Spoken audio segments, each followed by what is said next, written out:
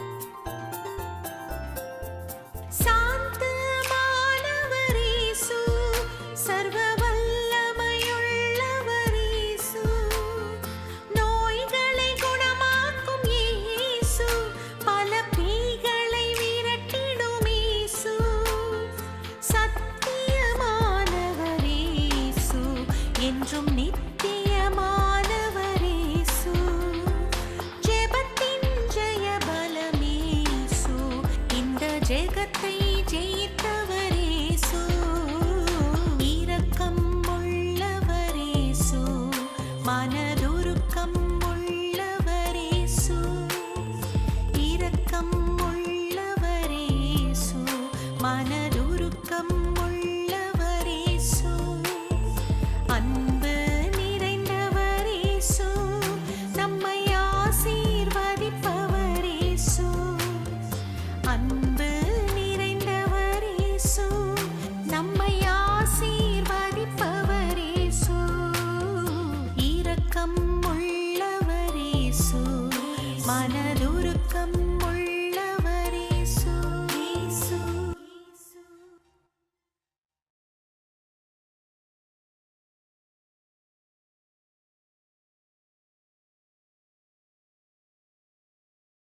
ஒரு பிஹெச்டி முடிச்சிருக்கிறாங்க, ஒரு வேத பண்டிதர்.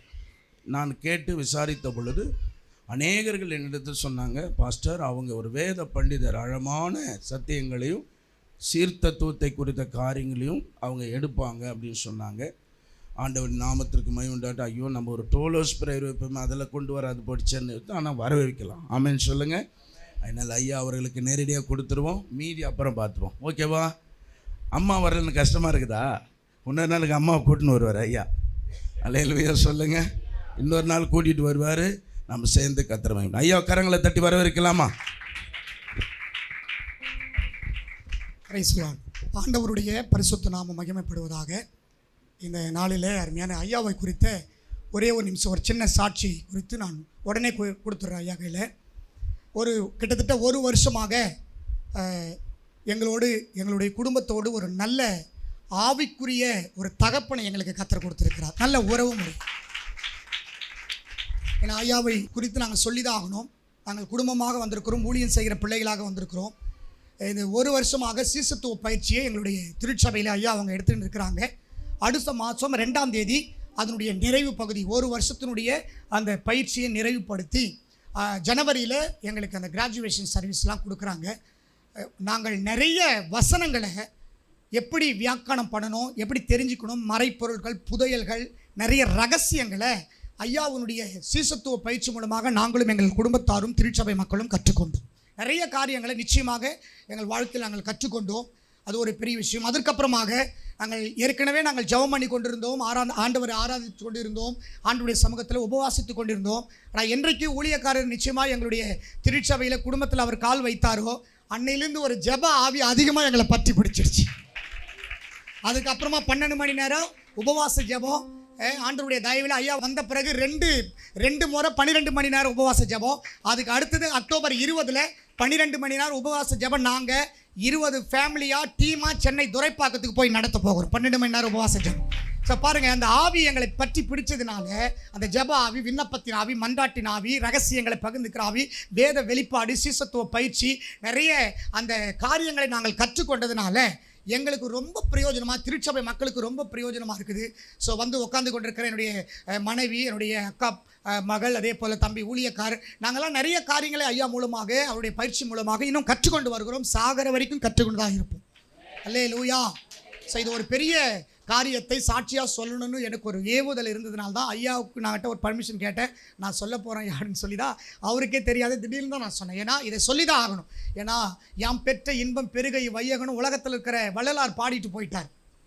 அப்போ ஊழியக்காரர் மூலமாக, பரிசுத்தவான் மூலமாக திருச்சபையில் குடும்பத்தில் பெற்ற நன்மையை, சந்தோஷத்தை, இன்பத்தை திருச்சபையாகி உங்களுக்கு நாங்கள் சொல்லி தான் ஆகணும். அல்லேலூயா. நிச்சயமாக ஐயா சொன்னது போல் பல பிரேயர்களை வைக்க போகிறாங்க, பயிற்சிகளை வைக்க போகிறாங்க. ஸோ அதில் எல்லாவற்றையும் ஆண்டவருடைய நாமம் மகிமைப்பட ஆண்டவருக்காக எழுந்து பிரகாசிப்போம், ஓடுவோம், எதையாச்சும் செய்வோம். கர்த்தர் நம்மை ஆசீர்வதிப்பாராக. அருமையான ஐயாவை கரங்களை தட்டி நாம் வரவேற்கலாம். ஹல்லேலூயா. கர்த்தருடைய பரிசுத்த நாமத்திற்கு மகிமை உண்டாவதாக. இந்த நாளில் என்னை அழைத்த அருமையான பாஸ்டர் பிரபாகரன் ஐயாவுக்கும் அவருடைய துணைவியார், பிள்ளைகள், வந்திருக்கிற அனைத்து தேவ ஊழியர்களுக்கும் எங்களுடைய ஊழியத்தின் சார்பாகவும் எங்களுடைய குடும்பத்தின் சார்பாகவும் நன்றியை தெரிவித்துக் கொள்கிறேன். எத்தனை சந்தோஷமாக இருக்கிறீங்க?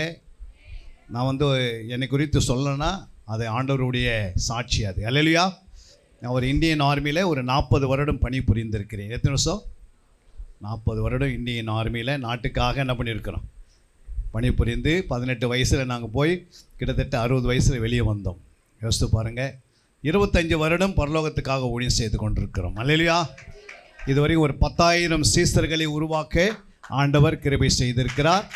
நம்முடைய தமிழ்நாடு, நம்முடைய வட மாநிலம், 3ஆவதாக மியான்மர், பர்மாவில் இப்போது கிட்டத்தட்ட ஒரு 50 பேர் உருவாகி கொண்டிருக்கிறாங்க. அல்லேலூயா. இப்படி பல நாடுகளிலே கொண்டு போய் என்னை ஆண்டவர் நடத்துகிறார். அது தேவனுடைய கிருபை. அல்லேலூயா. அது மட்டுமல்ல, எனக்கு 2 பிள்ளைகள் இருந்தாங்க. ஒரே நாள் அவர்கள் ஜம்மு காஷ்மீர் பகுதியில் ராவி நதி என்று கேள்விப்பட்டிருப்பீங்க. ராவி நதி எத்தனை பேருக்கு தெரியும்? ராவி நதி. அந்த ராவி நதியில் என்னுடைய 2 பிள்ளைகளும் ஒரே நாளில் விழுந்து அவர்கள் மரித்து விட்டார்கள். அது பிறகு என்னுடைய மனைவி பைத்தியக்காரியை போல மாறி, அப்போ தான் உலகத்தில் கடவுள் யாருன்னு கேட்டேன். அல்லேலூயா. ஆண்டவராக இயேசு கிறிஸ்து எனக்கு ஜம்மு காஷ்மீரில் தரிசனமானார். கரங்களை தட்டுங்க. உயிரோடு இருக்கிறதை அவர் வெளிப்படுத்தினார். அது பிறகு என்னுடைய வேலையை ராஜினாமா செய்து வந்து விட்டோம். அல்லேலூயா. அது பிறகு வந்து தான் மறுபடியும் என்ன பண்ணேன், டிஃபென்ஸில் ஆவடியில் ஒரு 25 வருஷம் பணி புரிந்தோம். எத்தனை வருஷம்? 25 வருஷம். மிலிட்ரியில் ஒரு 16 வருஷம். கிட்டத்தட்ட 41 வருஷம் ஆண்டவருடைய இந்த தேசத்துக்காகவும் அதிலிருந்து ஆண்டவருக்காக டைம் எடுத்து கிட்டத்தட்ட ஃபுல் டைம் ஊழிய மாதிரி நாங்கள் செய்து கொண்டிருந்தோம். இன்றைக்கி போகாத இடமே கிடையாது. வேதத்தில் இருக்கிற அத்தனை ஜெபங்களை கர்த்தர் ஏறெடுக்க சொன்னார். வேதத்தில் என்னென்ன ஜெபம் இருக்கிறது? 24 மணி நேரம் ஜெபம் இருக்கிறது. அல்லேலூயா. அப்படி ஒரு ஜெபத்தை ஏறெடுக்க ஆண்டவர் கிருபை செய்தார். பகல் முழுதுமாக எடுக்கக்கூடிய 12 மணி நேரம் ஜெபத்தை ஏறெடுக்க சொன்னார். அதுக்கு பிறகு 3 இரவு 3 பகல் கிட்டத்தட்ட ஒரு 20 முறை நாங்கள் எடுத்து விட்டோம். எத்தனை முறை? 20 முறை. 3 இரவு 3 பகல் புசிக்காமல் சாப்பிடாமல். அல்லேலூயா. புசிக்காமல் தண்ணீர் குடித்திருக்கிறோம். டீ சாப்பிட்டுக்கலாம், ஆனால் என்ன பண்ணக்கூடாது? புசிக்கக்கூடாது, தூங்கக்கூடாது இரவு நேரத்தில். அப்படி ஜெபத்தை நம்முடைய திருவள்ளூர் மாவட்டத்தில் நிறைய வச்சுருக்கிறோம். காஞ்சிபுரம் மாவட்டத்தில், ஒவ்வொரு மாவட்டத்திலையும் 39 மாவட்டத்தில் போய் வைத்திருக்கிறோம். அல்லேலூயா. இப்படி பல பகுதிகளிலே இந்த ஜெபத்தை ஏறெடுக்க ஆண்டவர் உதவி செய்திருக்கிறார். அது மட்டுமல்ல, யோபின் ஜெபம் 7 இரவு 7 பகல். எத்தனை பகல் யோபு ஜெபம் பண்ணார்? 7 இரவு 7 பகல். எத்தனை கேள்விப்பட்டிருக்கிறீங்களா? அந்த ஜெபத்தை ஏறெடுக்க ஆண்டவர் உதவி செய்தார். அல்லேலூயா. அதுக்கு பிறகு 10 பகல் 10 இரவு எங்கே இருக்குது பைபிளில்? 10 இரவு 10 பகல் யார் ஜெபம் பண்ணது? 10 பகல் 10 இரவு யார் ஜெபம் பண்ணாங்க பைபிளில்? கேள்விப்பட்டுக்கிறீங்களா? 10 இரவு 10 பகல் கேள்விப்பட்டுக்கிறேம்மா? இல்லை. ஆனால் பைபிளில் தான் இருக்கிறது. அப்போஸ்தலர் ஜெபம் பண்ணினாங்க. பரிசுத்த ஆவி இறங்கி வருவதற்காக என்ன பண்ணியிருக்கிறாங்க? 10 பகல் 10 இரவு ஜெபம் பண்ணியிருக்கிறாங்க. அதுக்கு பிறகு 21 இரவு 21 பகல் ஜெபம் பண்ணியிருக்காங்க. யார்? தானியேல். அல்லேலூயா. தானியேல் தன்னுடைய ஜனங்களை சிறையிருப்பிலிருந்து மீட்டெடுக்க 21 இரவு 21 பகல் அவர் என்ன செஞ்சிருக்கிறாரு? தனிமையாக ஜெபம் பண்ணியிருக்கிறாரு. அதுக்கு பிறகு நீங்கள் பார்த்தீங்கன்னா 40 இரவு 40 பகல் அந்த ஜெபத்தை நாங்கள் போடும்படி ஆண்டவர் 40 பகல் 40 இரவு தூங்காமல் சாப்பிடாமல் ஏறெடுக்க ஆண்டு உதவி செய்தார். அல்லேலூயா. ஏன் அப்படின்னா, இந்த 2 பிள்ளைகளை பிசாசு எடுத்தான் பாருங்க. இப்போ அவன் பிள்ளைங்களை கொண்டு வர என்ன செய்யணும்? அதுக்கு மிக முக்கியமானது எது? ஜெபம் தான் முக்கியம். அல்லேலூயா. எவ்வளோ ஜெபிக்கிறீங்களோ அவ்வளோ பிசாசன் ஆகிடுவான். கோமா ஸ்டேஜுக்கு போயிடுவான். எங்கே போயிடுவான்? கோமாக்கே போயிடுவான். ஏன்னா ஜெபத்துக்கு வல்லமை ஜாஸ்தி. ஜெபிக்கும் போது பரலோகம் இறங்கி வருகிறது. அல்லேலூயா. ஜெபிக்கும் போது சேனைகள் இறங்கி வருகிறது. ஜெபம் என்பது பெரிய ஆயுதம். அந்த ஆயுதத்துக்கு நிகரானது ஒன்றுமே இல்லை. ஜெபம் என்பது ஒரு மேக்னெட் மாதிரி. மேக்னெட் என்ன பண்ணோம்? இரும்பை என்ன பண்ணிக்கும்? இழுத்து கொள்ளும். நம்ம இங்கே ஜெபிக்கிறோம். அந்த ஜெபம் பாகிஸ்தான் உள்ளே போக முடியும், பல நாடுகளுக்குள்ளேயும் போக முடியும், பல மக்களுக்குள்ளேயும் போக முடியும், பல வீடுகளையும் போக முடியும். அல்லேலூயா. எவ்வளோ ஜெபிக்கிறீங்களோ அந்த அளவுக்கு, நீங்கள் யாருக்காக ஜெபிக்கிறீங்களோ அந்த அளவுக்கு என்ன பண்ண ஜெபம் அந்த வீட்டுக்குள்ளே போய் அந்த ஆத்மாவை மனந்தன்மையில் கொண்டு வரும். அந்த மேக்னெட். ஜெபம் என்பது ஒரு ஆன்டி வைரஸ் பாரு. புரியுங்களா? ஒரு கம்ப்யூட்டருக்கு ஆன்டி வைரஸ் இல்லைன்னா என்னாவும் ஸ்டக்காகி இப்படி நின்றுடும். அப்போ ஜெபம் இல்லைன்னா அந்த மனுஷனுக்குள்ளே ஸ்டக்காகி நின்றுவாங்க. புரியுங்களா? உங்களுடைய ஆவிக்குரிய ஜீவியில் ஜெபம் இல்லை என்றால் எப்படி இருக்கும்? யோசித்து பாருங்கள். ஜெபம் இல்லைன்னா எப்படி இருக்கும்? நீங்கள் ஸ்டக்காக எப்படியே நின்றுடுவீங்க. அல்லேலூயா. அதனால தான் இரவும் பகலும் ஜெபம் பண்ணணும். எது வரைக்கும் ஜெபம் பண்ணணும்? ஆண்டவராக இயேசு கிறிஸ்து வருகை வரைக்கும் ஜெபம் பண்ணின்னு இருக்கணும். அல்லேலூயா. ஜெபத்தை ஒரு நாளும் மறந்து விடக்கூடாது. அது ஒரு நமக்கு ஆன்டி வைரஸ் மாதிரி. நீங்கள் வைரஸ் உள்ள என்ன பண்ணணும்? வைரஸ் வராதிருப்பதுக்கு ஆன்டி வைரஸ் என்ன பண்ணணும்? புகுத்துக்கினே இருந்தால், ஜெபம் பண்ணிக்கினே இருந்தீங்கன்னா உங்களோட ஆவிக்குரிய ஜீவியத்தில் நிறைய நன்மைகளை பெற்றுக்கொள்ளுவீங்க. ஒரு தடை கூட இருக்காது ஜெபிக்கிறவங்களுக்கு. அல்லேலூயா. ஜெபிக்கிறவர்கள் பாவம் செய்ய மாட்டார்கள், பாவம் செய்கிறவர்கள் ஜெபிக்க முடியாது. அதனால தான் ஜெபம் என்பது ஆண்டவரோடு தொடர்பு கொள்வது, ஆண்டவரோடு உறவாடுவது, ஆண்டவரோடு பேசுவது. நம்மளால் என்ன பண்ண முடியல? ஆண்டவரோடு பேச முடியல, இன்றைக்கி டைம் இல்லைன்றோம் நம்ம. ஆனால் நீங்கள் தான் டைம் எடுக்கணும். அல்லேலூயா. இப்படி 40 பகல் 40 இரவு இப்படி ஜெபம் பண்ணி 1 கோடி சீசர்களை உருவாக்க என்று ஓடிக்கொண்டிருக்கிறோம். எத்தனை கோடி? அதனை நீங்கள் எல்லாம் சீசராக மாறணும். நீங்களாம் ஜெபிக்கிற ஜாமக்காரனாக மாறணும். நீங்கள் எல்லாம் ஒரு போர் சேவகனாக மாறணும். அல்லேலூயா. இதெல்லாம் சும்மா சொல்கிறதுனா இல்லை, இது வந்து ப்ராக்டிக்கலாக செய்ய வேண்டிய வேலைகள். அல்லேலூயா. இதெல்லாம் ப்ராக்டிக்கலாக நீங்கள் உங்கள் சபையோடு இணைந்து, மேய்ப்பரோடு இணைந்து, இந்த பட்டணத்துக்காக உங்கள் பட்டணத்தில் எத்தனையோ விதமான ஆவிகள் இருக்கும். அந்த ஆவிகள்லாம் துரத்துவதற்கு ஒரே வழி என்ன? ஜெபம்தான். அல்லேலூயா. ஜெபம் ஆவிகளை துரத்தி விடும். புரியுங்களா? எந்த ஆவி அந்த பட்டணத்தில் இல்லாதபடிக்கு நீ எவ்வளோ செபிக்கிறாயோ, எவ்வளோ செப வீரர்கள் வீராங்கனிகள் வேதத்தில் இருக்கிறாங்க. அவங்களாம் செபித்த போது தேசத்துக்கு ரட்சிப்பு உண்டாயிருக்கிறது. அல்லேலூயா. நம்முடைய செபத்தை ஆண்டவர் கேட்கிறவராக இருக்கிறார். மாம்சமான யாவரின் மேல் ஆவியை ஊற்றுவேன். எத்தனை பேர் நல்லா நீங்கள் ஒரு நாளைக்கு ஒரு அதிகாரத்தை வாசிக்கிறீங்க? 1 மணி நேரம் செபிக்கிற மாட்டேன். கரங்களை உயர்த்துங்க பார்க்கலாம். நான் 1 மணி நேரம் செபிக்கிறேன். நிறைய பேர் இருக்கிறீங்க.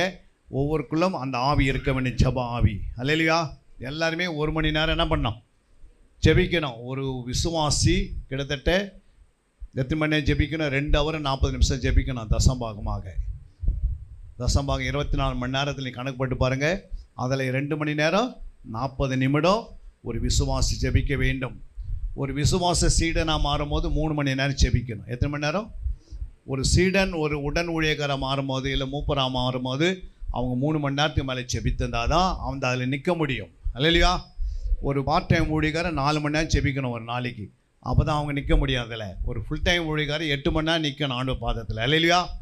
அப்படி நின்னா தான் ஊழியம் என்ன பண்ண வேகமாக வளரும். எத்தனை பேர் ஒரு அதிகாரத்தை தினந்தோறும் வாசிக்கிறீங்க வாழ்க்கையில்? ஆண்டவர் உங்களோடு பேசணுன்னா என்ன பண்ணோம்? நம்ம ஆண்டவரோடு பேசுவது தான் ஜெபம். தேவன் நம்மோடு பேசுவதுக்கு என்ன காரணம்? வேத வசனம். அல்லேலூயா. இந்த வேத வசனத்தை நான் தினந்தோறும் எடுக்கிறேன். அப்படி யாரா இருக்கிறீங்களா? நான் தினந்தோறும் ஆண்டவர் என்னோட பேச வேண்டும் என்று. ஆண்டவர் உங்களோட பேசலைன்னா என்ன இல்லை சொல்லுங்கள்? பிசாசு பேசுவான், இல்லை மனுஷன் பேசுவான். அல்லேலூயா. அப்போ ஆண்டவர் பேசணும் உங்களோட. அவருடைய வார்த்தை மூலமாக, வசனத்தின் மூலமாக என்ன செய்யணும்? முழு வேதத்தை நீங்கள் வாசிக்கணும். ஒரு முறையாவது இந்த வேதத்தை எடுத்து ஆவியோடும் உங்களை கண்ணு பார்க்கணும். வேதத்தை காதினாலே கேட்கணும், நீங்களே கேட்கணும். அதை நீங்கள் என்ன செய்யணும்? கண்ணினால் பார்க்கணும், வாயினால் வாசிக்கணும், காதினாலே கேட்கணும், இருதயத்தில் கேட்டு உணரணும். அப்போ தான் அது உங்களுக்கு உங்கள் ஆவி ஆத்மா சரீரம் வருகைக்கு பரிசுத்தமாக்கப்படும். அல்லேலூயா. நீங்கள் அதை கேட்கல, வாசிக்கிறது இல்லைன்னா அது உங்களுக்கு ஆகாரம் இல்லாத நம்ம என்ன பண்ண முடியாது? ஆகாரம் இல்லாத வாழ முடியாது. அது மாதிரி வேதம் என்பது ஒரு ஆகாரம். அல்லேலூயா. அப்போ இந்த வேதத்தை நீங்கள் நல்லா வாசிக்கணும், கற்றுக்கொள்ளணும்னா இதுக்கு டைம் எடுக்கணும். 24 மணி நேரம் இருக்குது நமக்கு. அதில் இப்போ 8 மணி நேரம் என்ன செய்யணும்? நீங்கள் 8 மணி நேரம் நீங்கள் உங்களுடைய தனிப்பட்ட வேலைக்காக கொடுக்கலாம். ஒரு 8 மணி நேரம் உங்களுடைய தூக்கத்துக்காக கொடுக்கலாம். ஆனால் ஒரு 4 மணி நேரம் நீங்கள் சொந்த வேலைக்காக கொடுத்தாலும், ஒரு 2 ஹவர் உங்கள் வீட்டு காரியங்களை பார்த்தாலும், ஒரு 2 மணி நேரம் நீங்கள் 1 மணி நேரம் செபித்திருக்கணும். 1 மணி நேரம் அந்த வேதத்தை வாசித்திருக்கணும். அதுக்குள்ளேயே நல்லா துதித்து பாடி இருக்கணும். நல்ல ஸ்தோத்திர பலிகளை செலுத்திருக்கணும். இப்படி தான் நம்முடைய வாழ்க்கை. அப்போ தான் வருகையில் போய் நிற்க முடியும் பரலோகத்தில். இல்லைன்னா பிசாசுக்கு தெரியும், வசனம் இருதயத்தில் வந்த பிறகு என்ன செய்வான்? அவன் அதை திருடி கொள்வான். உங்கள் இருதயத்திலேருந்து வசனம் வெளியே போயிட்டு பிறகு உங்களால் ஒன்றுமே செய்ய முடியாது. அல்லேலூயா. ஜெபமே வராது. புரியுங்களா? நிலக்கரை இல்லாத வண்டி என்ன பண்ணாது? ஓடாது. அதே போல் வசனம் இல்லைன்னா ஜெபிக்கவே முடியாது. ஸ்டக்காய் அப்படி நின்றுவீங்க. அதனால் உன்னால் வாயை திறக்க முடியாது. அப்படியே நீங்கள் என்ன பண்ணுவீங்க? ஜெபம் கொஞ்சம் கொஞ்சமாக உன்னிட்டு மைனஸ் ஆகிடும். நான் ஜெபம் பண்ணி என்ன பண்ண போகிறேன்? அப்போ ஜெபனாவும் அக்கிரம சிந்தையை நிரம்பிடும். பாவத்தினால் ஜெபம் பண்ணுவீங்க. உங்கள் சிந்தனைகளாக மாறி போயிடும். அல்லேலூயா. அதனால் வேதத்தை என்ன செய்யணும்? நல்லா வாசிக்கணும். நல்ல ஆண்டவரே ஸ்தோத்திர பலிகள் என்ன பண்ணணும்? நல்ல ஆண்டவரே ஸ்தோத்திர பலி பண்ணணும், துதிக்கணும், நல்லா பாடணும், புதிய புதிய பாடலை பாடி நல்லா ஆண்டவர்கிட்ட தான் களி கூறணும். இதெல்லாம் ஆவிக்குரிய ஜீவியத்தில் இருக்கணும். புரியுதுங்களா? நாங்கள் இழந்து தான் ஆண்டவரை ஏற்றுக்கணும். 2 பிள்ளைகளை இழந்து, வேலையை இழந்து, அதுக்கு பிறகு தான் ஆண்டவரை தேடி வந்தோம். புரியுதுங்களா? ஆலயத்துக்கு போயிருந்தோம், ஆனால் அது பெயர் கிறிஸ்துவனாக இருந்தோம். எந்த வசனம் வாசிக்கிறதில்ல, ஜெபம் பண்ணுறதில்ல, சும்மா போயிட்டு ஆலயத்தில் ஏதோ ஒரு காணிக்கை போட்டுட்டு வர வேண்டியது. இப்படி காலம் ஓடிந்தது. அப்போ என்ன வந்தது? இழப்புகள் வந்தது. புரியுங்க? நம்ம நல்லா காற்று இருக்கும் போதே என்ன பண்ணிக்கணும்? தூத்தி கொள்ள வேண்டும். நல்லா இருக்கும் போதே செபிக்கணும், நல்லா இருக்கும் போதே வேதத்தை வாசிக்கணும், நல்லா இருக்கும் போதே 4 பேருக்கு உதவி செய்யணும், நல்லா இருக்கும் போதே நன்மை செய்யணும். புரியுங்க? பாவத்தோடு மறிக்கக்கூடாது. ஏன்னா இந்த ஆத்மா பாவத்தோடு மறிக்கும் போது இந்த ஆத்மா வெளியே போகாது. அது கர்ப்ப வேதனை ஒரு குழந்தை பெற்றெடுக்கிற அளவுக்கு ஆகிடும். அது பிறகு அது நரகத்துக்கு தான் போவோம். ஏன்னா பாவத்தோடு மறிக்கும் போது அந்த அதனால தான் பாவத்தோடு மறிக்கிறவங்களுக்கு என்ன ஆகிடுது? ஆக்சிடென்ட் ஆகி விபத்தாகி மறிப்பாங்க அதிகமானது. இல்லைன்னா பயங்கரமான வியாதியில் போய் மறிப்பாங்க. அந்த ஆத்மா வெளியே வராது அவ்வளோ சீக்கிரமாக, அவ்வளோ வேதனையோடு வெளியே வரும். ஆனால் பரிசுத்தவான்கள் அப்படி கிடையாது. நீ பரிசுத்தமாக மறிக்கும் போது ஆத்மா என்ன பண்ணும்? எந்த வேதனை இல்லாத வெளியே வரும். பரலோக ராஜ்யத்தை சுதந்தரிக்கும், 3வது பேரடைஸுக்கு உள்ளே போகும். அப்போ அந்த ஆத்மா வெளியே வருவதுக்கு எப்படி இருக்கணும்? என் வார்த்தைகள் என்ன பண்ணுது? என் வார்த்தை எப்படி இருக்கா? ஆவியாக இருக்கிறது, அப்புறம் ஜீவனாக இருக்கிறது, வல்லமையாக இருக்கிறது. அது ஆவி ஆத்மா சரீரத்தை பிரிக்கிறதா இருக்கிறது. அல்லையா? நமக்குள்ள இருக்கிற ஆவி ஆத்மா சரீரத்தை 3 என்ன பண்ணிடுது? அந்த வார்த்தை பிரிக்குது. புரியுங்களா? உங்களுடைய ஆவி ஆத்மா சரீரத்தை வசனமை பிரித்து அழகாக என்ன பண்ணிடுது? அது செட் பண்ணிடுது உள்ள. நம்முடைய ஆத்மா என்ன செய்யணும், சரீரம் என்ன செய்யணும், நம்முடைய ஆவி என்ன பண்ணுறது, நமக்கு எல்லாமே ஆவியானவர் வசனத்தின் மூலமாய் நமக்கு சுட்டிகரிக்க காட்டுகிறார். அல்லேலூயா. இந்த நாளில் நாம் ஆண்டுடைய வார்த்தையை கேட்க போகிறோம். முதலாவது, ஆண்டுடைய வார்த்தை நமக்குள்ளே என்ன செய்யணும்? ஜெபிக்கணும்னா என்ன செய்யணும்? நம்முடைய அவயங்கள் பரிசுத்தமாக இருக்கணும். என்ன இருக்கணும்? அவயங்கள். நமக்குள்ளே என்னென்ன முக்கியமான அவயங்கள்? ஃபஸ்ட்டு காது. வாசிக்கலாம், மார்க் 1:11. அன்றியும் நீர் என்னுடைய தேவகுமாரன் உண்மையில் பிரியமாயிருக்கிறேன் என்று வானத்திலிருந்து ஒரு சத்தம் உண்டாயிற்று. உடனே ஆவியானவர் அவரை வனாந்தரத்துக்கு போகும்படி ஏவினார். அவர் வனாந்தரத்திலே 40 நாள் இருந்து சாத்தானால் சோதிக்கப்பட்டு அங்கே காட்டு மிருகங்கள் நடுவிலே சஞ்சரித்து கொண்டிருந்தார். தேவதூதர்கள் அவருக்கு ஊழியம் செய்தார்கள். 1:11 பாருங்கள் நல்லா. நீங்கள், அன்றி நீர் என்னுடைய நேசகுமாரன் உம்மில் பிரியமாய் இருக்கிறேன் என்று வானத்திலிருந்து ஒரு சத்தம் உண்டாயிற்று. அதை யாருக்கு மட்டும் தான் கேட்டுச்சு? அது இயேசுக்கு மட்டும் தான் கேட்டது. அல்லேலூயா. பாருங்கள், அவன் ஜலத்திலிருந்து கரை ஏறின உடனே வானம் திறக்கப்பட்டதையும் ஆவியானவர் புறாவை போல தம்மேல் இறங்குவதையும் கண்டார். அன்றி நீர் என்னுடைய நேசகுமார் என்று யார் கேட்டதே? இந்த சத்தம் இயேசுக்கு மட்டும் கேட்டிருக்குது. அல்லேலூயா. 2வது, உம்மில் பிரியமாய் இருக்கிறேன் என்று வானத்திலிருந்து ஒரு சத்தனாயிடுச்சு, உண்டாயிற்று. நம்மையும் ஆண்டவர் என்ன சொல்கிறாரு? ஆண்டவர் நம்ம மேலே, அவர் மேலே எப்படி இருக்கணும்? அவர் நம்ம மேலே எப்படி இருக்கணும்? பிரியமாக இருக்குன்னு சொல்லணும். நம்ம ஆண்டவருக்கு பிரியமாக இருக்கணும். அல்லேலூயா. அங்கே பாருங்கள், அந்த சத்தத்தை கேட்கக்கூடிய உனக்கு ஒரு நல்ல காது இருக்கணும். ஆண்டவருடைய வார்த்தையா இது, இல்லை பிசாசுடைய வார்த்தையா, இது மனுஷனுடைய வார்த்தையா என்று பிரிக்கக்கூடிய உங்களுக்கு நல்ல ஒரு காது இருக்க வேண்டும். அல்லேலூயா. அந்த காதில் எப்படி இருக்கணும்? அது விருத்த சேதனம் பண்ணி இருக்கணும். அந்த காது எப்பவுமே பரிசுத்தமாக இருக்கணும். ஆண்டவருடைய வார்த்தைக்கு தான் அதிகமாக கேட்கணும், தவிர இந்த உலக வார்த்தையை அதிகமாக கேட்டு என்ன ஆகிடக்கூடாது? சொல்லுங்கம்மா, மந்தமாகிடக்கூடாது. அல்லேலூயா. 2வது, உங்களுடைய வாய் சுத்தமாக இருக்க வேண்டும். சங்கீதம் 66:17-18. அவரை நோக்கி என் வாயினால் கூப்பிட்டேன், என் நாவினால் அவர் புகழப்பட்டார். என் இதயத்தை அக்கிரமத்தை சிந்தித்துக் கொண்டதினால் ஆண்டவர் எனக்கு செவி கொடார். அப்போ 17ஆம் வசனம் என்ன சொல்லுது? அவரை நோக்கி என் வாயினாலே கூப்பிட்டேன், உடனே என்ன பண்ணிட்டார்? ஆண்டவரே புகழப்பட்டார்னு சொல்லப்பட்டது. அப்போது உங்களுடைய வாய் எப்படி இருக்கணும்? அவர் சத்தத்தை கேட்க, உன் சத்தத்தை அவர் கேட்கணுன்னா வாய் எப்படி இருக்கணும்? சுத்தமாக இருக்கணும். அல்லேலூயா. நம்முடைய வாயில் நிறைய காரியங்கள் வரக்கூடாது, தேவையில்லாதெல்லாம் பேசக்கூடாது. ஆவியானவர் நம்ம என்ன பண்ண துக்கப்படுத்தக்கூடாது ஆவியானவரை. அப்போ நம்ம வாய் எப்பயுமே எப்படி இருக்கணும்? உண்மையை பேசணும். என்ன பேசணும்? உண்மை பேசணும். ஏன்னா இந்த வாயினால் நம்ம ஜெபிக்க போகிறோம். அப்போ வாய் எப்படி இருக்கணும்? பரிசுத்தமாக இருந்தால் தான் ஜெபம் கேட்கப்படும். இப்போ வாயவே அசுத்தமாக இருந்தால் என்ன பண்ண மாட்டார்? ஆண்டவர் கேட்க மாட்டார். அதனால் ஜெபிக்கிறவர்கள் வாய் எப்பயுமே எப்படி இருக்கணும்? யார் எது பேசினாலும் கோவப்படாமல் பேசணும். அல்லேலூயா. நெகட்டிவாக பேசக்கூடாது, பாசிட்டிவாக தான் நம்ம பேசணும். எப்பவுமே நன்மையே பேசுங்க, நல்லதே சொல்லுங்கள். புரியுதுங்களா? யார் என்ன பண்ணிடாதீங்க. ஒரு நண்பனை நீங்கள் சிநேகிக்கணும், குற்றத்தை மூடுகிறவன் சிநேகத்தை நாடுகிறான். அப்போ சிநேகத்தை நம்ம நாடணும். எனக்கு நிறைய சிநேகத்தில் வேணும்னா என்ன பண்ணணும்? அவங்க குற்றத்தை என்ன பண்ணின நீங்கள் மூடணும். உனக்கு யாராவது ஒருத்தர் சிநேகத்திற்கான அவனுடைய அந்த குற்றத்தை மட்டும் யாருக்கும் சொல்லக்கூடாது. புரியுங்களா? நீங்கள் சொன்னீங்கன்னா என்ன ஆகும்? குற்றத்தை என்ன ஆகும்? குற்றத்தை மூடுகிறவன் சிநேகத்தை நாடுகிறான், ஆனால் குற்றத்தை சொல்லுகிறவன் சிநேகத்தை பிரித்து விடுகிறான் அப்படின்னு வசனம் இருக்குது.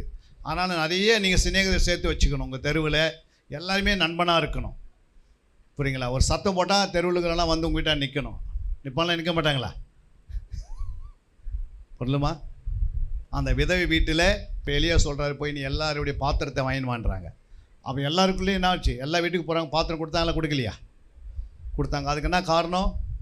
அவங்க எல்லாருக்குள்ளேயும் சிநேகம் வச்சுருந்தாங்க. அதனால தான் என்ன பண்ணிட்டாங்க? உடனே பாத்திரம் கொடுத்தாங்க. நம்ம போய் பாத்திரம் கேட்டால் கொடுப்பாங்களா அப்படின்னு யோசித்து பாருங்கள். அப்போ நம்முடைய வாய் எப்படி இருக்கணும்? எந்த வீட்டை குறித்து சரியாக நம்ம பண்ணக்கூடாது, நம்ம அவங்கள குற்றத்தை சுமத்திடக்கூடாது, இல்லை நீ நீதிபதியாக மாறிடக்கூடாது. அல்லேலூயா. நம்ம வாயை கொண்டு ரொம்ப பரிசுத்தமாக இருந்தால் தான் ஜெபம் கேட்கப்படும். மூன்றாவது நம்முடைய நாவு. சங்கீதம் 39:3 என் இருதயம் எனக்குள்ளே அனல் கொண்டது, நான் தியானிக்கையில் அக்கினி மூண்டது, அப்பொழுது நாவினால் விண்ணப்பம் செய்தேன். பாருங்க, நாவினாலே விண்ணப்பம் செய்தேன். அப்போ நாவினாலே விண்ணப்பம் பண்ணதுக்கு முன்னாடி என் இருதயம் எப்படி இருக்கணும்? அனலாக இருக்கணும். அல்லேலூயா. இப்போ உங்கள் நாவு மிக முக்கியம். மரணம் ஜீவன் எங்கே இருக்கிறது? ஆமாம். அதனால தான் நாவு கொஞ்சம் உஷாராக நீங்கள் என்ன பண்ணிக்கணும்? பாதுகாக்கணும். இந்த நாவு கரைப்படுத்திடும், முழு சரீரம் என்ன ஆகிடும்? கரையாயிடும். கொஞ்ச நேரத்தில் நம்ம கோவப்பட்டு பேசுறதுனால பல நன்மைகளை இழந்துடுறோம். புரியுங்களா? சின்ன சின்ன காரியத்துக்கு தான். ஒரு சின்ன பேச்சு என்ன பண்ணுது? ஒருத்தர் கொடுத்து நீங்கள் தப்பாக சொல்லிட்டீங்கன்னா சொல்கிறதுக்கு முன்னாடி யோசி. சொல்கிறதுக்கு முன்னாடி என்ன பண்ணேன்? கொஞ்ச நேரம் யோசிப்பார். நான் இந்த வார்த்தை சொன்னால் அவங்க ஏற்றுக்க முடியுமா? நீ யோசித்தான் ஆவியான சொல்லுவார், பேசாத மகளே, நீ இப்போ பேசாதே மகனே அப்படின்னு ஆண்டவரே பேசுவார். நம்ம சின்ன சின்ன வார்த்தையை விதைக்கிறோம், அது ஒரு விதையை போய் விடுது. ஒரு நாள் அது முளைத்து எழும்பி அதே விதை என்ன பண்ணுது? நமக்கு வேதனை உண்டாக்கி தருது. நீங்கள் சின்ன விதை போடுறீங்க, சின்ன வார்த்தை தான், ஆனால் அது முடிவு என்ன ஆனது? ஒரு ஆத்மா கூட நம்ம இழந்துடுறோம். அல்லேலூயா. அதனால் நாவு கொஞ்சம் எப்படி வச்சுக்கணும்? பரிசுத்தமாக வைத்துக்கணும். அல்லேலூயா. நாவு, காது, அப்புறம் வாய். அடுத்தது உதடு. சங்கீதம் 17:1 கர்த்தாவே, நியாயத்தை கேட்டருளும், என் கூப்பிடுதலை கவனியும், கபடமில்லாத உதடுகள் என்று பிறக்கும் என் விண்ணப்பத்திற்கு செவி கொடும். அங்கே என்ன சொல்கிறாரு? கர்த்தாவே, நியாயத்தை கேட்டருளும், என் கூப்பிடுதலை கவனியும், கபடமில்லாத உதடுகள் என்று பிறக்கும் என் விண்ணப்பத்திற்கு செவி கொடும். அப்போது உதடுல என்ன இருக்கக்கூடாது? கபடம் இருக்கக்கூடாது. அல்லேலூயா. கபடமில்லாத உதடு. அங்கே என்ன பிறக்கும்? என் விண்ணப்பம் பிறக்குகிறது. அல்லேலூயா. அப்போ கர்த்தர் செவி கொடுப்பார். அப்போ உதடு கூட எவ்வளோ? யோபின் உதடு எப்படி இருந்தது? யோபு 2:10 சொல்லுது பாருங்க. அதற்கு அவன், நீ பைத்தியக்காரி பேசுகிறத போல பேசுகிறாய், தேவன் கையிலே நன்மை பெற்ற நாம் தீமையும் பெற வேண்டாமோ என்றான். இவைகள் எல்லாவற்றிலும் யோபு தன் உதடுகளால் பாவம் செய்யவில்லை. உதடுல என்ன பண்ண முடியல? ஏன் பாவம் செய்யல? யோபு யாரு? யோபு யாராக இருந்தார்? ஒரு நீதிமானாக இருந்தார். அப்போ நீதிமான் என்ன பண்ண மாட்டாங்க? சொல்லுங்கள். உதடில் பாவம் செய்ய மாட்டாங்க. யோபு ஒரு உத்தமனாக இருந்தார். அதெல்லாம் என்ன பண்ண முடியல? பாவத்துக்கு இடம் கொடுக்கல. யோபு ஒரு சன்மார்க்கனாக இருந்தார். அதெல்லாம் என்ன பண்ண முடியல? பாவம் செய்ய முடியல. யோபு ஒரு கர்த்தருக்கு பயந்தவனாக இருந்தார். அதெல்லாம் என்ன பண்ண முடியல? பாவம் செய்ய முடியல. யோபு யார்? ஒரு ஐஸ்வர்யனாக இருந்தார். அப்போ கூட என்ன பண்ண முடியல? பாவம் செய்ய முடியல. யோபு யாராக இருந்தார்? ஒரு மனைவிக்கு நல்ல கணவனாக இருந்தார். அதெல்லாம் என்ன பண்ண முடியல? பாவம் செய்ய முடியல. யோபு ஒரு பிள்ளைகளுக்கு பெற்றவங்களாக இருந்தார். பெற்றோராக என்ன பண்ண முடியல? பாவம் செய்ய முடியல. அப்புறம் யோபு என்ன இருந்தார்? ஒரு ஆசாரியாக இருந்தார். என்ன இருந்தார்? 1 அவர் எப்படி ஆசாரியர் என்று சொல்லப்பட்டது. வாசிங்க. விருந்து செய்கிற அவருடைய நாள்முறை முடிகிற போது யோபு ஒருவேளை என் குமாரன் பாவம் செய்து தேவனை தங்கள் இதயத்திலே தூஷித்துப்பார்கள் என்று சொல்லி அவங்களை அனுப்பி பரிசுத்தப்படுத்தி அதிகாலமே எழுந்து அவர்கள் எல்லாருடைய இலக்கத்தின்படியையும் சர்வாங்க தகனை பலியில் செலுத்துவான். இந்த பிரகாரமாக யோபு அந்நாட்களிலே செய்து வருவான். அப்ப யோபு யாரு? பலி சத்ரான யாரா இருக்கும்? ஆசாரியன். அப்போ ஆசாரியனுடைய வேலை என்ன? நம்மளாம் யாரு? சபையில் என்ன பண்ணவா இருக்கிறோம்? எல்லாம் நம்ம எல்லாமே யாராக இருக்கிறோம்? சொல்லுங்கம்மா. நம்ம எல்லாம் யாராக இருக்கிறோன்னு கேட்குறேன். நம்மளும் ஆசாரியாக இருக்கிறோம். அல்லேலூயா. அப்படின்னு வெளிப்படுத்தினால் 1:6 இருக்குது. வாசித்து பாருங்க. நம்ம இடத்தில் அன்பு கூர்ந்து நம்ம ரத்தத்தினால் நம்முடைய பாவங்களை நம்ம கழுவி நம்முடைய பிதாவாகிய தேவனுக்கு முன்பாக நம்மை ராஜாக்களும் ஆசைகளும் ஆக்கின அவருக்கு மகிமையும் வல்லமையும் என்றென்றைக்கும் உண்டாயிருப்பதாக. ஆண்டவர் என்ன ஒன்று ஆக்கிட்டார்? நம்மளாம் யாரு? நம்மளாம் அவருடைய ரத்தத்தினால் கழுவப்பட்டு வந்தா நிச்சயமாக நம்மளாம் யாரு? ஆசாரியர்கள். அல்லேலூயா. இப்போ ஆசாரியர்கள் எப்படி இருக்கணும்? 4 பேருடைய பாவத்தை மன்னிக்கிற அளவுக்கு இருக்கணும். இருக்கிறோமா? என்னவா? 4 பேருக்கு என்ன செய்யணும்? நம்ம கை வச்சு ஜெபம் பண்ணி பாவங்களுக்கு இயேசு நாமத்தில் வெளியே போனால் அது போயிடும். போவதா? நம்மளாம் யார்? ஆசாரியர்கள். அப்போ ஆசாரியர்கள் எப்படி இருக்கணும்? பாவத்தை மன்னிக்கக்கூடிய கிருபை நம்மக்கிட்ட இருக்கணும். 4 பேருடைய பாவத்தை மன்னிக்க முடியுதா? நம்ம வீட்டில் இருக்கிற பாவத்தை மன்னிக்க முடியுதா? மனைவி சொல்லிட்டாங்களே அதை வச்சுக்கினே நெஞ்சில் என்ன பண்ணக்கூடாது, பல நாட்கள் அப்படியே மனைவி என்ன பண்ணக்கூடாது, சித்திரவதை பண்ணிடக்கூடாது. அல்லையா? இல்லை ஒருவேளை கணவன் பேசிட்டாரு, அதை மனதில் வச்சு மனைவி என்ன பண்ணக்கூடாது, வேதனைப்படுத்தக்கூடாது. அல்லையா? இல்லை 2 பேருக்குள்ளே இருக்கிற வார்த்தை பிள்ளைங்க கேட்டாங்க, பிள்ளைங்க என்ன பண்ணக்கூடாது, அதை மனதில் வச்சுக்கக்கூடாது. எங்கள் அப்பா இப்படி பேசுகிறாருன்னு சொல்லி. நம்மளாம் ஆசாரிகளை கர்த்தர் இயேசுவின் ரத்தத்தினால் நம்மளை கழுவிட்டார். நம்மளாம் யார்? கழுவப்பட்டவர்கள். அல்லேலூயா. நம்மளை நீதிமான் ஆக்கிட்டாரு, ஆசாரிகள் ஆக்கிட்டாரு, ராஜாக்கள் ஆக்கிட்டாரு. ஒரு குழந்தை பிறக்குது வீட்டில் ராஜாக்கு. அந்த ராஜாவுக்கு குழந்தை பிறந்தா அந்த குழந்தைக்கு என்ன பேர் வைப்பாங்க? அரண்மனையில் ஒரு ராஜாவுக்கு ஒரு குழந்தை பிறக்கிறது, ஆண் குழந்தை. அந்த குழந்தைக்கு என்ன பேர் வைப்பாங்க? இன்னொரு ராஜா பிறந்திருக்கிறான்னு சொல்லுவாங்க. என்னது சொல்ல மாட்டாங்களா? வேறு எதனா வச்சுருவாங்களா பேர்? அந்த பிள்ளை ஒரு ராஜாவும் வருமா வராதா? அதனை முதல்ல என்ன பண்ணிடுறாங்க, அவங்க ரட்சிக்கிற அன்றைக்கே ஆண்டவர் நமக்கு என்ன பேர் வச்சுட்டாரு? ராஜான்னு பேர் வச்சுட்டாரு, ஆசாரின்னு பேர் வச்சுட்டாரு, நீதிமான்னு பேர் வச்சுட்டாரு, நம்மளை பரிசுத்தவான்னு பேர் வச்சிருக்கிறாரு. அல்லேலூயா. பாருங்க 10:10 வாசிங்க. எபிரேயர் 10:10. இயேசு கிறிஸ்துவினுடைய சரீரம் ஒரே தரம் பலியிடப்பட்டதுனாலே அந்த சித்தத்தின்படி நாம் பரிசுத்தமாக்கப்பட்டிருக்கிறோம். நம்மள என்ன ஆகிட்டு போயிட்டோம்? பரிசுத்தம் வாங்க போகிறோமா? இல்லைமே பரிசுத்தம் வாக்கப்பட்டுட்டுமா? ஆல்ரெடி ஆண்டவர் சொல்லிட்டாரு, ஆக்குறவர் அவர் தான். புரியுதுங்களா? நம்மளை ஆண்டவர் என்ன கொண்டு வந்த சபையிலன்னா நம்மளாம் பரிசுத்தவான்கள், நம்மளாம் பரிசுத்தமாக்கப்பட்டுட்டோம். அதே 1 Corinthians 6:11 என்ன சொல்லுது?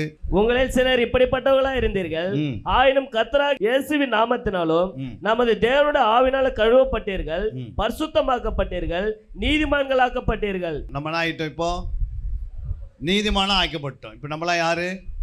நீ அப்படி நினைச்சாதான் நீ அது வரைக்கும் போக முடியும். நான் பரிசுத்தவான்னு உனக்கு தெரியணும். புரியுங்களா? நீங்களாம் யார்? நம்மளாம் யாரு? பரிசுத்தவான்கள். அல்லேலூயா. பாருங்க 27:51 வாசிங்க. மத்தேயு 27:51. அப்பொழுது தேவாலயத்தின் சிறைச்சலை மேல் தொடங்கி கீழ் வரைக்கும் 2ஆக கிழிந்தது, பூமியும் அதிர்ந்தது, கன்மலையும் பிளந்தது, கல்லறைகளும் திறந்தது, நித்திரை அடைந்திருந்த அநேக பரிசுத்தவான்களுடைய சரீரங்கள் எழுந்திருந்தது. பாருங்க, நித்திரை அடைந்த பரிசுத்தவான்களுடைய சரீரம் என்ன பண்ணிச்சு? கல்லறை விட்டு. ஏன் பரிசுத்தவான்கள் கல்லறை எழுந்துருச்சு? 50 வாசிங்க. இயேசு மறுபடியும் மகா சத்தமாய் கூப்பிட்டு ஆவியை விட்டார். அப்போ ஆவி விடும்போது என்னென்ன வேலை நடக்குது? நீங்கள் அதை கீழே வாசித்து பாருங்க.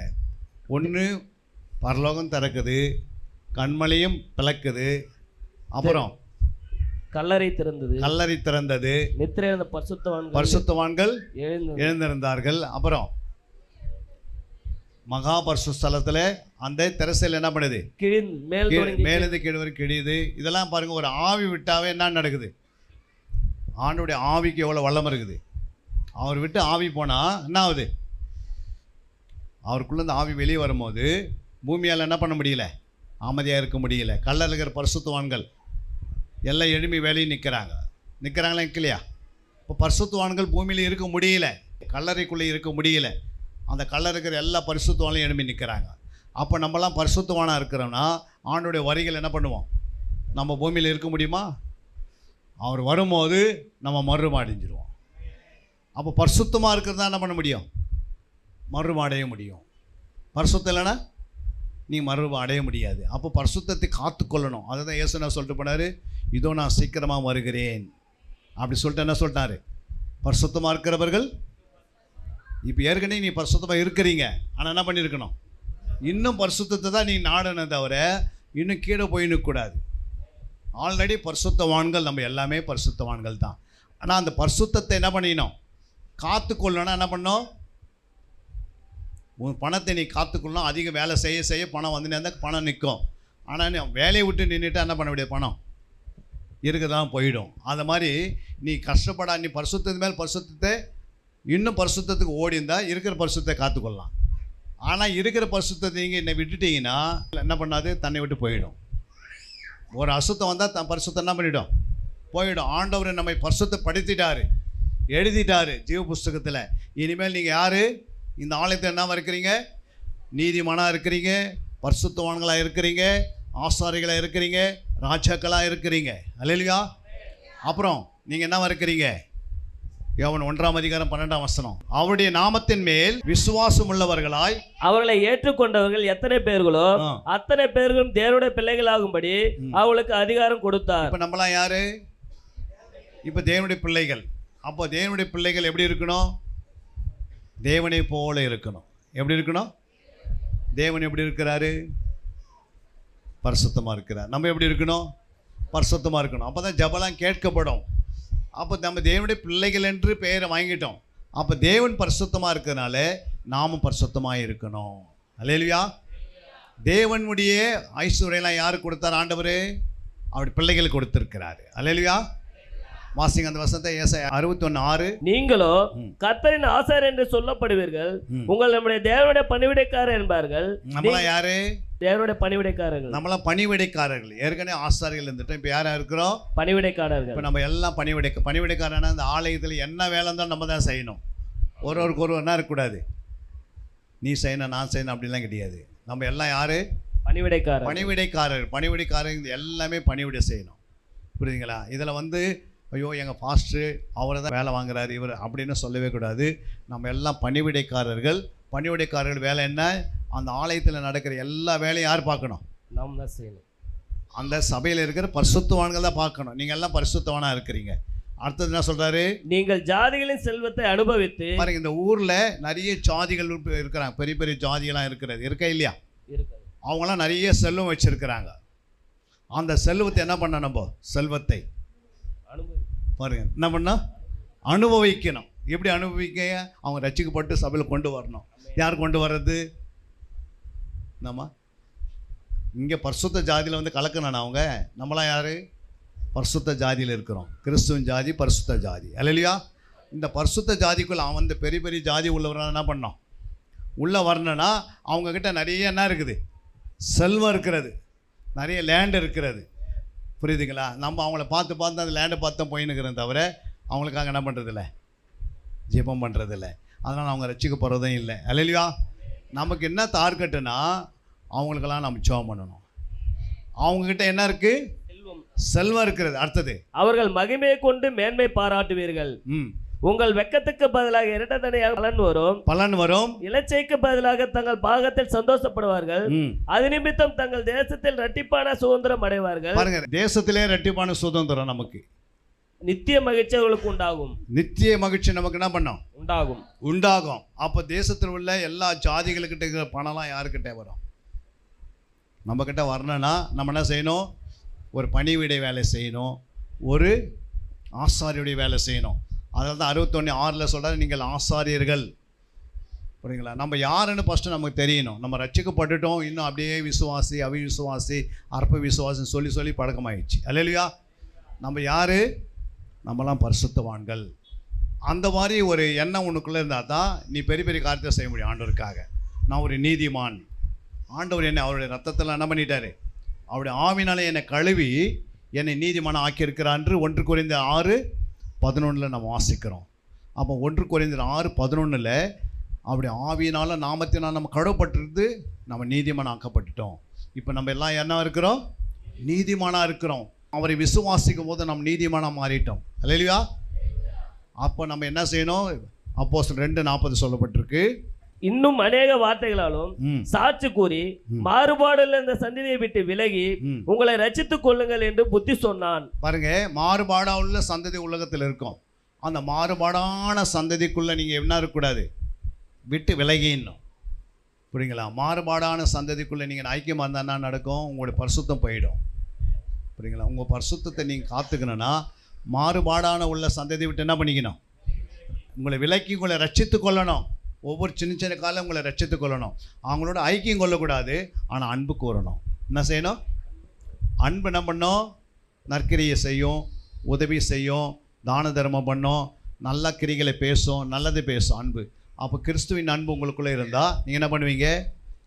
அன்பு மட்டும் தான் செலுத்துவீங்க. புரியுங்களா? அவங்களோட என்ன பண்ண மாட்டீங்க? ஐக்கியம் வைக்க மாட்டீங்க. எப்போ ஐக்கியம் வைப்பீங்க? ரட்சிக்கப்பட்டிருக்கு ஐக்கியம் உண்டாகிடும். புரியுங்களா? நம்ம என்ன பண்ணுறோம்? ரட்சிக்கப்பட்டவரோட ஐக்கியம் வைக்கிறதே இல்லை. யாரோட ஐக்கியம் வச்சுன்னு இருக்கிறோம்? ஜெபிக்கிறவங்களோட ஐக்கியம் இருக்கணும். யாரோட? கொஞ்சம் வளர்ந்தவங்கிட்ட உங்களுடைய ஐக்கியம் தான் அவங்கள போல நீங்கள் வளருவீங்க. அல்லேலூயா. கொஞ்சம் நல்லா சத்தியத்தை அறிஞ்சவங்கிட்ட நீங்கள் என்ன பண்ணணும், ஐக்கியம் வச்சுருக்கணும். புரியுங்களா? அந்த ஐக்கியத்தையும் நீங்கள் பார்க்க என்ன உண்டாகும், அவங்களோட இணையும் போது உங்களுடைய ஐக்கியம் என்ன பண்ணணும், வளருவீங்க. அல்லேலூயா. அப்போ உங்களுக்கு தெரியணும், பூவோட நார் இணையப்படும் என்ன பண்ணுது, நாருக்கு என்ன கிடைக்குது? பூவோட நார் இணைக்கப்பட்டால் நாருக்கு என்ன கிடைக்குது? பூவே வந்து அது கெட்டு போனாலும் அந்த நாரில் என்ன இருக்கும், பூவின் வாசனை இருக்கும். அப்போ நீங்கள் அவங்களோட பழகும் போது அவங்களுடைய எண்ணம் உங்களுக்குள்ளே வரும். புரியுங்களா? நம்ம யாரோடு பழகணும்னு நல்லா பார்த்துங்க. நல்லா ஜெபிக்கிறவங்களோடு பழகணும். துன்மார்க்குடைய ஆலோசனையில், பாவிகள் வழியில், பரியாசர் உட்காரத்தில் என்ன பண்ணக்கூடாது. ஃபஸ்ட்டு உட்காந்துருந்தோம் அங்கே தான். இப்போ ரட்சிக்கப்பட்டுட்டோம். இப்போ எங்கே வந்துட்டோம், அவங்கள விட்டு வெளியே வந்துட்டோம். இப்போ நம்ம எங்கே உட்காரணும், வேதத்தை இரவு பகல் என்ன செய்திருக்கணும், தியானம் பண்ணணும். அல்லேலூயா. தியானம் பண்ணாமல் என்ன பண்ண முடியாது, தியானம் பண்ணாமல் என்ன செய்ய முடியாது, கனி கொடுக்க முடியாது. உனக்கு ஒரு அன்பு வரணும்னா தியானம் பண்ணி ஆகணும். யூடியூப்பில் நான் 1000 மெசேஜ் பார்க்குறேன் அப்படின்னா கனி கொடுக்க முடியுமா? புரியுங்கம்மா? யூடியூப்பில் ஒரு சாப்பாடு செய்கிறாங்க, அதை சாப்பிட முடியுமா? அவங்க செய்துன்னுக்கிறாங்க, நீங்கள் சாப்பிட முடியுமா? முடியுமாம்மா? முடியாது. அப்படி தான் இருக்கும். அது கேட்கலாம். இப்போ நாங்கள் இதில் கூட யூடியூப்பில் போடுறோம், கேட்கலாம், அறிவு வளரும். ஆனால் என்ன வளராது, கனி வளராது. கனி வளரனா என்ன பண்ணோம், நீங்களே வேதத்தை வாசிக்கணும். 37:3 சொல்லுகிறது, சங்கீதம் 37:3. கர்த்தரை நம்பி நன்மை செய், கர்த்தரை நம்பி நன்மை செய், தேசத்தில் குளிர்ந்து சத்தியத்தை மேய்ந்து கொள். பாருங்க, சத்தியத்தை என்ன செய்யணும், மேய்ந்து கொள். மேய்ந்து தான் மேய முடியும். நீங்கள் தான் மேயணும். மாடு போய் நல்ல இடத்துல மேயலாம் எப்படி இருக்கும், பசுமையான இடத்துல போய் மேயலைன்னா எப்படி இருக்கும்? பால் கொடுக்குமா? கொடுக்காது. ஏன்னா அது என்ன இடத்துல மேயலை, பசுமை இல்லை. அப்போ வேதத்தை என்ன செய்யணும், நீங்களே எடுத்து அதை நீங்கள் ஆசை போடணும். உங்கள் ஆத்மாக்குள்ளே அது போகணும். உங்கள் இருதயத்தில் போய் தங்க வைக்கணும். அங்கே சிந்திக்க வைக்கணும், அங்கே நினைவு கூற வைக்கணும், அங்கே யோசிக்க வைக்கணும், அங்கே எண்ணங்களை உண்டாகணும், அங்கே சம்பாஷணை பண்ணணும், அது குறித்து நீ பேசணும். அப்போ அந்த வார்த்தை என்ன பண்ணுது சொல்லுங்கம்மா? அரிசி போட்டிங்க உலையில் என்ன பண்ணுது, அரை மணி நேரம் ஆன பிறகு சோறா மாறிடுது. மறுபடியும் அது எப்போனா அரிசியாக மாற்ற முடியுமா? ஏன் மாற்ற முடியாது? அது தியானம் பண்ணிட்டீங்க, அனல் மூட்டிட்டீங்க, இப்போ சோறா மாறிடுச்சு. அப்படி வசனம் வந்து நீ அனல் மூட்டானா மாறிடும். வசனத்தை அனல் மூட்டானாமா வரும். வசனம்னா என்ன பைபிள்னா 8:11 லூக்கா. அந்த ஊமையில கருத்தாவது விதை தேவனுடைய வசனம். அப்போ உங்க கேட்ட இருக்குது, வசனம் எதை குறிக்கிறது? வசனம் எதை சொல்லப்படுகிறது, எதை சொல்லப்படுகிறது, எதை குறித்து சொல்லுகிறார் வசனம்? இயேசு சொல்கிறாரு, அந்த வசனமானது விதையாக இருக்கிறது. அப்போ அந்த விதையை நீங்கள் என்ன மாற்றணும், கனியாக மாற்றணும். என்ன மாற்றணும்? கனியாக மாற்றணும். எப்படி கனியாக மாறும்? உங்கள்கிட்ட வந்து ஒரு வேர்க்கடலை கொடுத்துருக்குறாங்க. அந்த வேர்க்கடலுக்குள்ளே என்னென்ன இருக்குது? அந்த வேர்க்கடலுக்குள்ளே என்னமா இருக்குது? ஒரு உயிர் இருக்குது, இருக்கா இல்லையா? ஆனால் அது பார்த்தா தெரியுதா? ஆனால் பூமியில் போட்டால் என்ன ஆகுது? முளைச்சி எழும்பி பல வேர்க்கடலை கொடுக்குது, கொடுக்குதா இல்லைங்களா? அப்போ அதுக்குள்ளே வந்து என்ன இருக்குது? உயிர் இருக்குது. அடுத்தது என்ன இருக்குது வேர்க்கடலுக்குள்ளே? வேர்க்கடலை. அப்புறம் என்னமா இருக்குது? யார் சொல்கிறது? தம்பி சொல்லுவார். வேர்க்கடலை அதிகமாக சாப்பிட்ருப்பீங்க. அந்த வேர்க்கடலுக்குள்ளே என்ன இருக்குதுன்னா எரிபொருள் இருக்குது, எண்ணெய் இருக்குது, அல்லையா? அபிஷேகம் இருக்குது. அது மாதிரி விதையில் என்ன இருக்குது? வசனத்துக்குள்ள என்ன இருக்குது? அபிஷேகம் இருக்கிறது, கனி இருக்கிறது. அந்த விதையை எங்கே போடணும்? வசனத்தை எங்கம்மா போடணும்? நல்ல நிலத்தில் போடணும். நிலம் அது இருதயம். ஒரு மனுஷனுக்கு எத்தனை இருதயம் இருக்கிறது? ஒரு மனுஷனுக்கு எத்தனை இருதயம் இருக்கிறது? ஒன்று தான் இருக்கிறது. ஆனால் வேதம் அப்படி சொல்லலை. ஒரு மனுஷனுக்கு 3 இருதயம் இருக்கிறது. எத்தனை? கட்லா மீன் கேள்விப்பட்டீங்க? எத்தனை பேர் கட்லா மீன் தெரியும்? அதை நீங்கள் கூகுளில் போய் பாருங்கள். கட்லா மீனுக்கு எத்தனை இருதயம்? 5 இருதயம் இருக்குது. ஒரு மீனுக்கு 5 இருதயம் வச்சுருக்கிறாருன்னா ஒரு மனுஷனுக்கு 3 இருக்காதா? இருக்குமா இருக்காதா? ஏன் 3 இருதயம் இருக்குது? நமக்கு ஆவின்னு ஒரு சரீரம் இருக்குது, ஆத்மான்னு ஒன்று இருக்குது, சரீரம் ஒன்று இருக்குது, அல்லையா? இந்த இருதயம் மண்ணு சாப்பிட்றோம். மண்ணில் நம்ம புதைக்கப்படும் போது இந்த இருதயம் விதைக்கப்படாதா? இந்த மண்ணான சரீரத்தில் வசனம் உள்ளே போகுமா? ஏன்னா அவருடைய வசனம் எப்படி இருக்கான்? வசனம் எப்படி இருக்குது? ஆவியாக இருக்குது. அப்போ ஆவியாக இருக்கிற ஒரு இருதயம் இருக்குது. அதுக்கு தான் ஆத்மா இருதயன்றது, அல்லையா? ஆவி இருக்கிறது, ஆத்மா இருக்குது, சரீரம் இருக்குது. நமக்குள்ள என்ன இருக்குது? இந்த ஆவி தேவனிடத்துக்கு போகுது, இந்த ஆத்மா இளைப்பாறத்துக்கு போகுது, இந்த சரீரம் மண்ணுக்கு போய் திரும்பிடுது. அல்லேலூயா. இப்படி மூணாக பிரித்து வச்சிருக்கிறாரு. வாசிங்க அந்த வசனத்தை. ஆவி ஆத்மா சரீரன்ற ஒரு வசனம் இருக்குது பைபிளில். எங்கே இருக்குது? பைபிளில் ஒரு வசனத்தில் ஆவி ஆத்மா சரீரம் வருது. எந்த வசனம் அது? 1 தெசலோனிக்கர் 5:23 வாசிங்க. நீங்கள் தான் சொல்லணும். பாஸ்டர் ஐயா சொல்கிறாங்க பாருங்கள், அவங்க சொல்லக்கூடாது, நீங்கள் சொல்லணும். நீங்களாம் எல்லாம் பரிசுத்தவான்கள், நீதிமான்கள், நீங்கள் தான் ஆசாரியர்கள், நீங்கள் தான் 4 பேருக்கு ஆத்மா ஆதாயம் செய்யணும், நீங்கள் தான் 4 பேருக்கு ஜெபிக்கணும், நீங்கள் தான் உதவிகள் செய்யணும். உங்ககிட்ட தான் ஆண்டவர் என்ன பண்ண அவ்வளோ பெரிய பொறுப்பை கொடுத்துருக்கிறாரு. வாசிங்க. சமாதானத்தின் தேவன் தாமே உங்களை முற்றிலும் பரிசுத்தமாக்குவாராக. உங்கள் ஆவி ஆத்மா சரீரம் முழுவதும் நம்முடைய கர்த்தராகிய இயேசு கிறிஸ்து வரும்போது குற்றமற்றதாக இருக்கும்படி காக்கப்படுவதாக. அல்லேலூயா. பாருங்க, ஆவி ஆத்மா சரீரம். அல்லேலூயா. அப்போ யார் சொல்றது? சமாதானத்தின் தேவன் தாமே உங்களை முற்றிலும் பரிசுத்தமாக்குவாராக. உங்கள் ஆவி ஆத்மா சரீரத்தை பரிசுத்தமாக்குவதுக்கு தான் இயேசு வராரு உலகத்துக்கு. அல்லேலூயா. அவர் வந்து என்ன பண்ணுறாரு? தன்னுடைய ஆவியை ஒப்பு கொடுக்கிறாரு, தன்னுடைய ஆத்மாவை என்ன பண்ணுறாரு? நமக்காக சிலுவையில் ஊற்றுகிறாரு. சிலுவையில் என்ன பண்ணுறாரு? தன்னுடைய ஆத்மா என்ன பண்ணாரு? இயேசு கிறிஸ்து சிலுவையில் போய் ஊற்றிட்டார் நமக்காக. விலாயலமில் குத்தும் போது என்னென்ன வந்தது? இயேசு கிறிஸ்துடைய விலாயலம் குத்தப்படும் போது அங்கே என்னென்ன வந்தது? ஃபஸ்ட்டு என்ன வந்தது? ஃபஸ்ட்டு வரும்போது என்னம்மா வந்தது? ரத்தம் வந்தது. அல்லேலூயா. ஆவி விட்டுட்டார், ஆவி போயிடுச்சு. பேலன்ஸ் என்ன இருக்குது? ஃபுல்லாக ஆத்மா இருக்குது, சரீரம் இருக்குது. இப்போது ஈட்டி எடுத்து குத்தப்படும் போது ஃபஸ்ட்டு ஈட்டி எங்கே படுது? இருதயத்துக்குள்ளே போகுது. இருதயத்தில் போன பிறகு அங்கே என்ன வருது? விலா எலும்பில் இயேசு குத்துறாங்களே இல்லையா? குத்தும் போது என்ன வருது? ரத்தம் வந்துடுச்சு. அது எங்கேருந்து வந்தது? ரத்தம் எங்கே இருக்கும்? இருதயத்திலேருந்து ரத்தம் வந்துடுச்சு. அடுத்தது என்ன வருது? தண்ணீர் வருது. என்ன தண்ணீர் அது? ஜீவ தண்ணீர். என்ன தண்ணீர்? யாருக்காக கொடுக்குறா தண்ணீரை? நமக்காக கொடுக்குறாரு. அப்போ ஜீவ தண்ணி எங்கேருந்து வந்தது? வேறு எங்கன்னா தண்ணி நம்முடைய சரீரத்தை தண்ணியை செப்பரேட்டாக இருக்கா? இல்லை. அப்போ எங்கேருந்து வந்தது தண்ணீர்? ஆத்மாவிலேருந்து வந்தது. எங்கேருந்து வந்தது? ஏன்னா இந்த இருதயத்துக்கு அடுத்தது ஆத்மா, அந்த ஆத்மாவுக்கு அடுத்தது ஆவி. நமக்கு அப்படி தான் இருக்குது. ஆவி ஆத்மா சரீரம், இது மூன்று ஒரே லெவலில் நிற்கும். சரீரம் மட்டும் வெளியே நின்று இருக்குது. ஆத்மாவையும் ஆவியை நம்மளால் பார்க்க முடியல. ஆனால் ஆத்மா சிந்திக்குது, ஆத்மா யோசிக்குது, ஆத்மா நினைக்குது. ஒரு மிருகம் என்ன பண்ண முடியாது? சிந்திக்க முடியாது, யோசிக்க முடியாது, அப்புறம் சிந்திக்க முடியாது, நினைக்க முடியாது, அப்புறம் யோசிக்க முடியாது. எதனால்? மிருகம். ஏன் மிருகம் யோசிக்கிறது இல்லை? அதுக்கு ஆத்மா கிடையாது, அதுக்கு ஆவி இருக்குது, சரீரம் இருக்குது. ஆவி இருக்கிறனால தான் சத்தம் எடுக்கிறது. மாடு கத்துறதை பார்த்துக்கிறீங்களா? அது ஏன் கத்துது? அதுக்கு ஆவி இருக்கிறனால தான் என்ன பண்ணுது? கத்துது. ஆனால் அது சரீரம் என்ன பண்ணுறதில்ல, அது அதுக்காக வாடுறதில்லை. எதுக்காக வாழுது? மாடலை எதுக்காக வாழுது? மாடு எதுக்கு படித்தார் ஆண்டவர்? எல்லா மிருகங்களையும் எதுக்கு படித்தார்? மனுஷனுக்காக படித்தார். புரியுங்களா? எல்லா மிருகம் உலகத்தில் இதெல்லாம் யாருக்கு படித்தார்? மனுஷனுக்காக படித்தார்.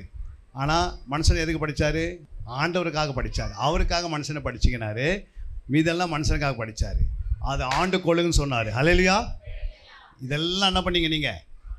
ஆண்டு கொள்ளுங்கள் என்று ஆதியாகமம் 1ஆம் அதிகாரம் 28 வாசிக்கணும். வாசிங்க. பின்பு தேவன் அவர்களை நோக்கி, நீங்கள் பலுகி பெருகி பூமியை நிரப்பி அதை கீழ்ப்படுத்தி சமுத்திரத்தின் மத்ஸ்யங்களையும் ஆகாயத்து பறவைகளையும் பூமியின் மேல் நடமாடுகிற சகல ஜீவஜந்துக்களையும் ஆண்டு கொள்ளுங்கள் என்று சொல்லி தேவன் அவர்களை ஆசீர்வதித்தார். பாருங்க எப்படி ஆசீர்வதிக்கிறார் நம்ம ஆண்டவர். மனுஷனை 2ஆம் அதிகாரம் 7ஆம் வசனம் தான் உருவாக்குறார் ஆண்டவர். எத்தனாம் அதிகாரம் சொல்லுங்க? 2ஆம் அதிகாரம் 7ஆம் வசனம். 2ஆம் அதிகாரம் 7ஆம் வசனத்தில் மனுஷனை உண்டாக்குற. வாசிங்க. தேவனாகிய கர்த்தர் மனுஷன் பூமியின் மண்ணினால உருவாக்கி ஜீவி சுவாசத்தை அவன் நாசியில ஊதினார், மனுஷன் ஜீவாத்மாவானான். அப்ப ஆசீர்வதிக்க எந்த வசனத்துல?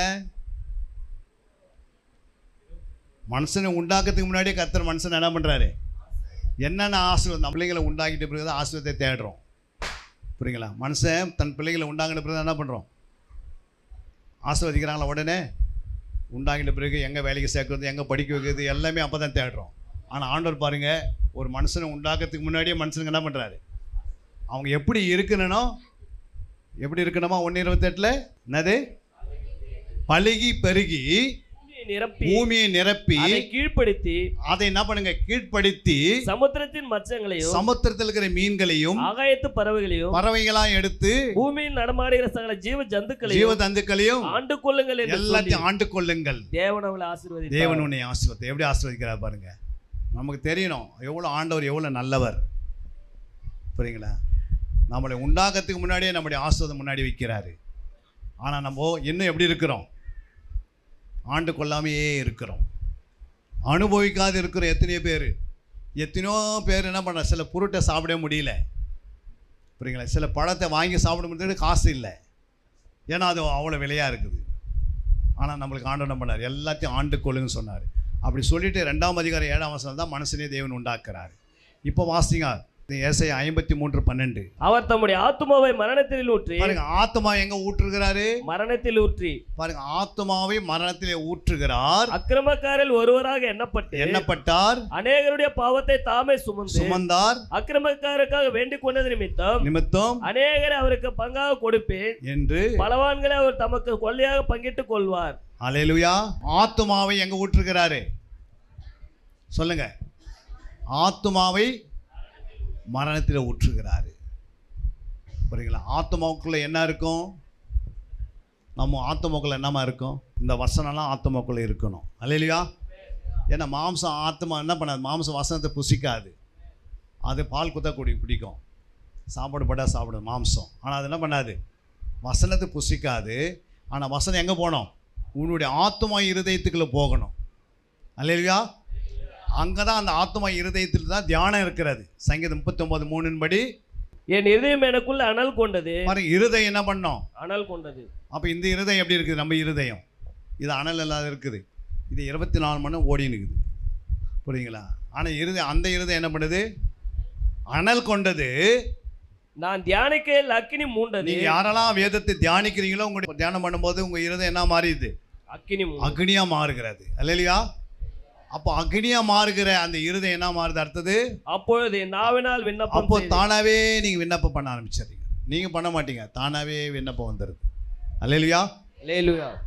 இவ்வளோ நேரம் சொன்னதெல்லாம் உங்களுக்கு புரிஞ்சிருக்குன்னு நினைக்கிறேன். அல்லேலூயா. அப்போ எதுலாம் முக்கியம்? ஜெபம் முக்கியம், வேதம் முக்கியம், துதி முக்கியம். நீ யாருன்னு உனக்கு தெரியணும் ஃபஸ்ட்டு. அல்லேலூயா. நம்மளாம் யார்? பணிவிடைக்காரர்கள். பணிவிடைக்காரருடைய வேலை என்ன சொல்லுங்கம்மா? பணிவிடைக்காரர்கள் எபிரேயர் 13ஆம் அதிகாரம் 1-2 நீங்கள் வாசித்து பாருங்க. சகோதர சிநேகம் நிலைத்திருக்க கடவுது, அந்நியரை உபசரிக்க மறவாதிருங்கள். அதனாலே பாருங்க, தேவ தூதர்களில் நம்ம என்ன பண்ணுறோம்? சில நேரத்தில் உபசரித்து உண்டு. அப்போ நம்ம எப்படி இருக்கணும்? இந்த பணிவிடை செய்கிற தேவ தூதர்கள் மாதிரி நம்ம இருக்கணும். அல்லேலூயா. அப்போ தான் அந்த பட்டணத்துக்கு ஆத்மாலாம் உள்ளே கொண்டு வர முடியும். இதுக்காக நீ ஜெபிக்கணும். அல்லேலூயா. அடுத்து நம்ம பார்க்குற 5வது அங்கே சொல்லப்பட்டிருக்கிறது உதடுக்கு அடுத்தது இருதயம். இப்போ தான் இருதயத்துக்கு வரும். வாசிக்கலாம் 37-31 சங்கீதம். அவருடைய தேவன் அருகிலே வேதம், அவன் இருதயத்திறது, அவன் நடைகளில் ஒன்றும் பிசக்குவதில்லை. அப்போ இந்த வேதம் உள்ளே இருக்கணும். ஜெபிக்கிறவங்களுக்கு என்ன பண்ணியிருக்கணும்? உன் இருதயத்துக்குள்ளே வேதம் நிரப்பப்பட்டிருக்கணும். ஏன்னா அப்போ தான் ஜெபம் உனக்கு பெருகி வரும். அல்லேலூயா. இப்போ நாங்களாம் 40 பகல் 40 ரூபா ஜெபத்துக்கு என்ன காரணம்? யோசித்து பாருங்கள். வசனத்தை நிரப்புனதுனால தான் நாங்கள் போன சபைகளாம் இன்றைக்கி வளர்ந்து பெருகிருக்கிறது. பல கிளை சபைகளை ஸ்தாபிக்கிறாங்க. அதில் ஐயாவும் ஒருத்தர், செந்தில் ஐயா வந்திருக்கிறார். ஏன் அப்படின்னா அவங்களுடைய இருதயத்தில் ஒரு 12 மணி நேரம் நம்ம ஆண்டவர் சமூகத்தில் உட்காரும் போது அப்போ நம்முடைய இருதயம் எப்படி ஆகிடுது?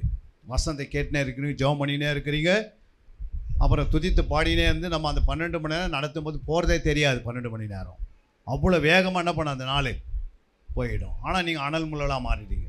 கொஞ்சம் கொஞ்சமாக எல்லாம் கட்டு உடஞ்சிடுது. ஃபஸ்ட்டு உங்கள் பிரச்சனைலாம் அவங்கள விட்டு போயிடும். ஒரு விசுவாசம் ரட்சிக்கப்பட்டு 3 வருஷம் தான் அவங்களுக்குள்ள பிரச்சனை இருக்கணும். அதுக்கு பிறகு என்ன இருக்கக்கூடாது? பிரச்சனையே இருக்கக்கூடாது. அது பிறகு எந்த உனக்கு வேலை இல்லை, வீடு இல்லை, உனக்கு என்ன இல்லை, குழந்தை பாக்கியம் இல்லை உனக்கு என்ன இல்லை, சரியான வீடு இல்லை, எதுன்னு சொல்லவே கூடாது. 3 வருஷத்துக்குள்ளேயோ ரட்சிக்கப்பட்ட விசுவாசம் என்ன பண்ணியிருக்கணும்? பரிபூரணமாக உள்ளே போகணும். அல்லேலூயா. அப்போ தான் 4 பேர் ரட்சிக்கப்படும் உங்களை பார்த்து. அவர் சொன்னார், நீ ரட்சிக்கப்பட்டால் உன் வீட்டார் ரட்சிக்கப்படும். உங்கள் வீட்டில் நீங்கள் மட்டும் தான் ரட்சிக்கப்பட்டிருப்பீங்க.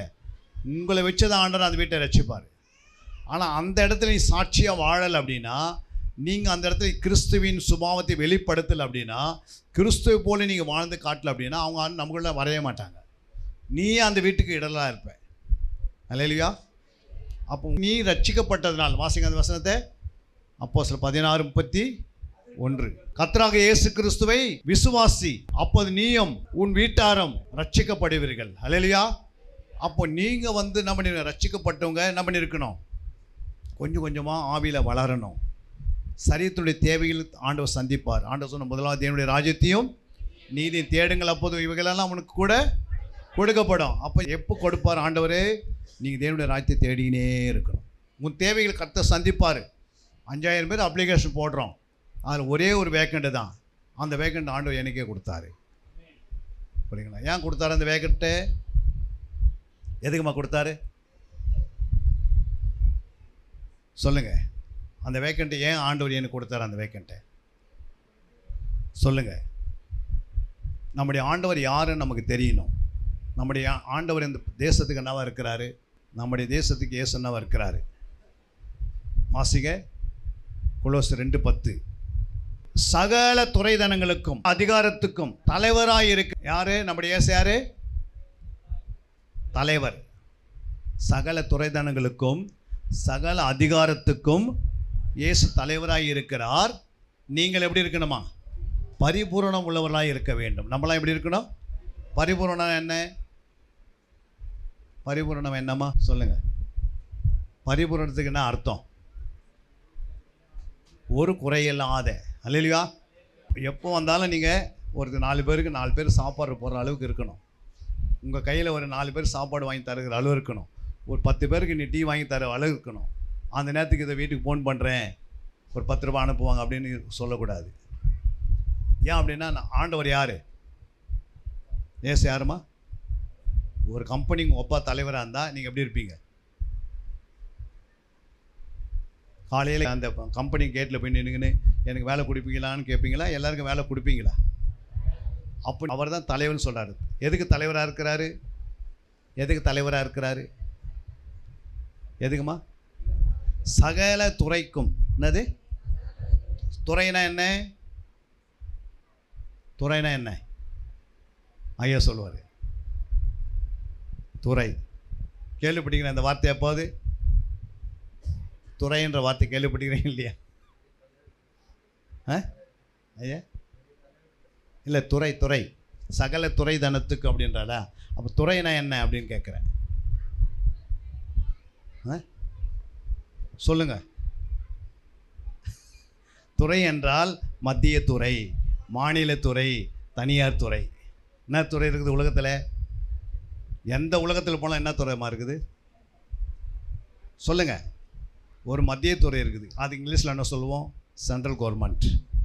மாநில துறைக்கு என்ன சொல்லுவோம்? State government. தனியார் துறைக்கு என்ன சொல்லுவோம்? ப்ரைவேட்.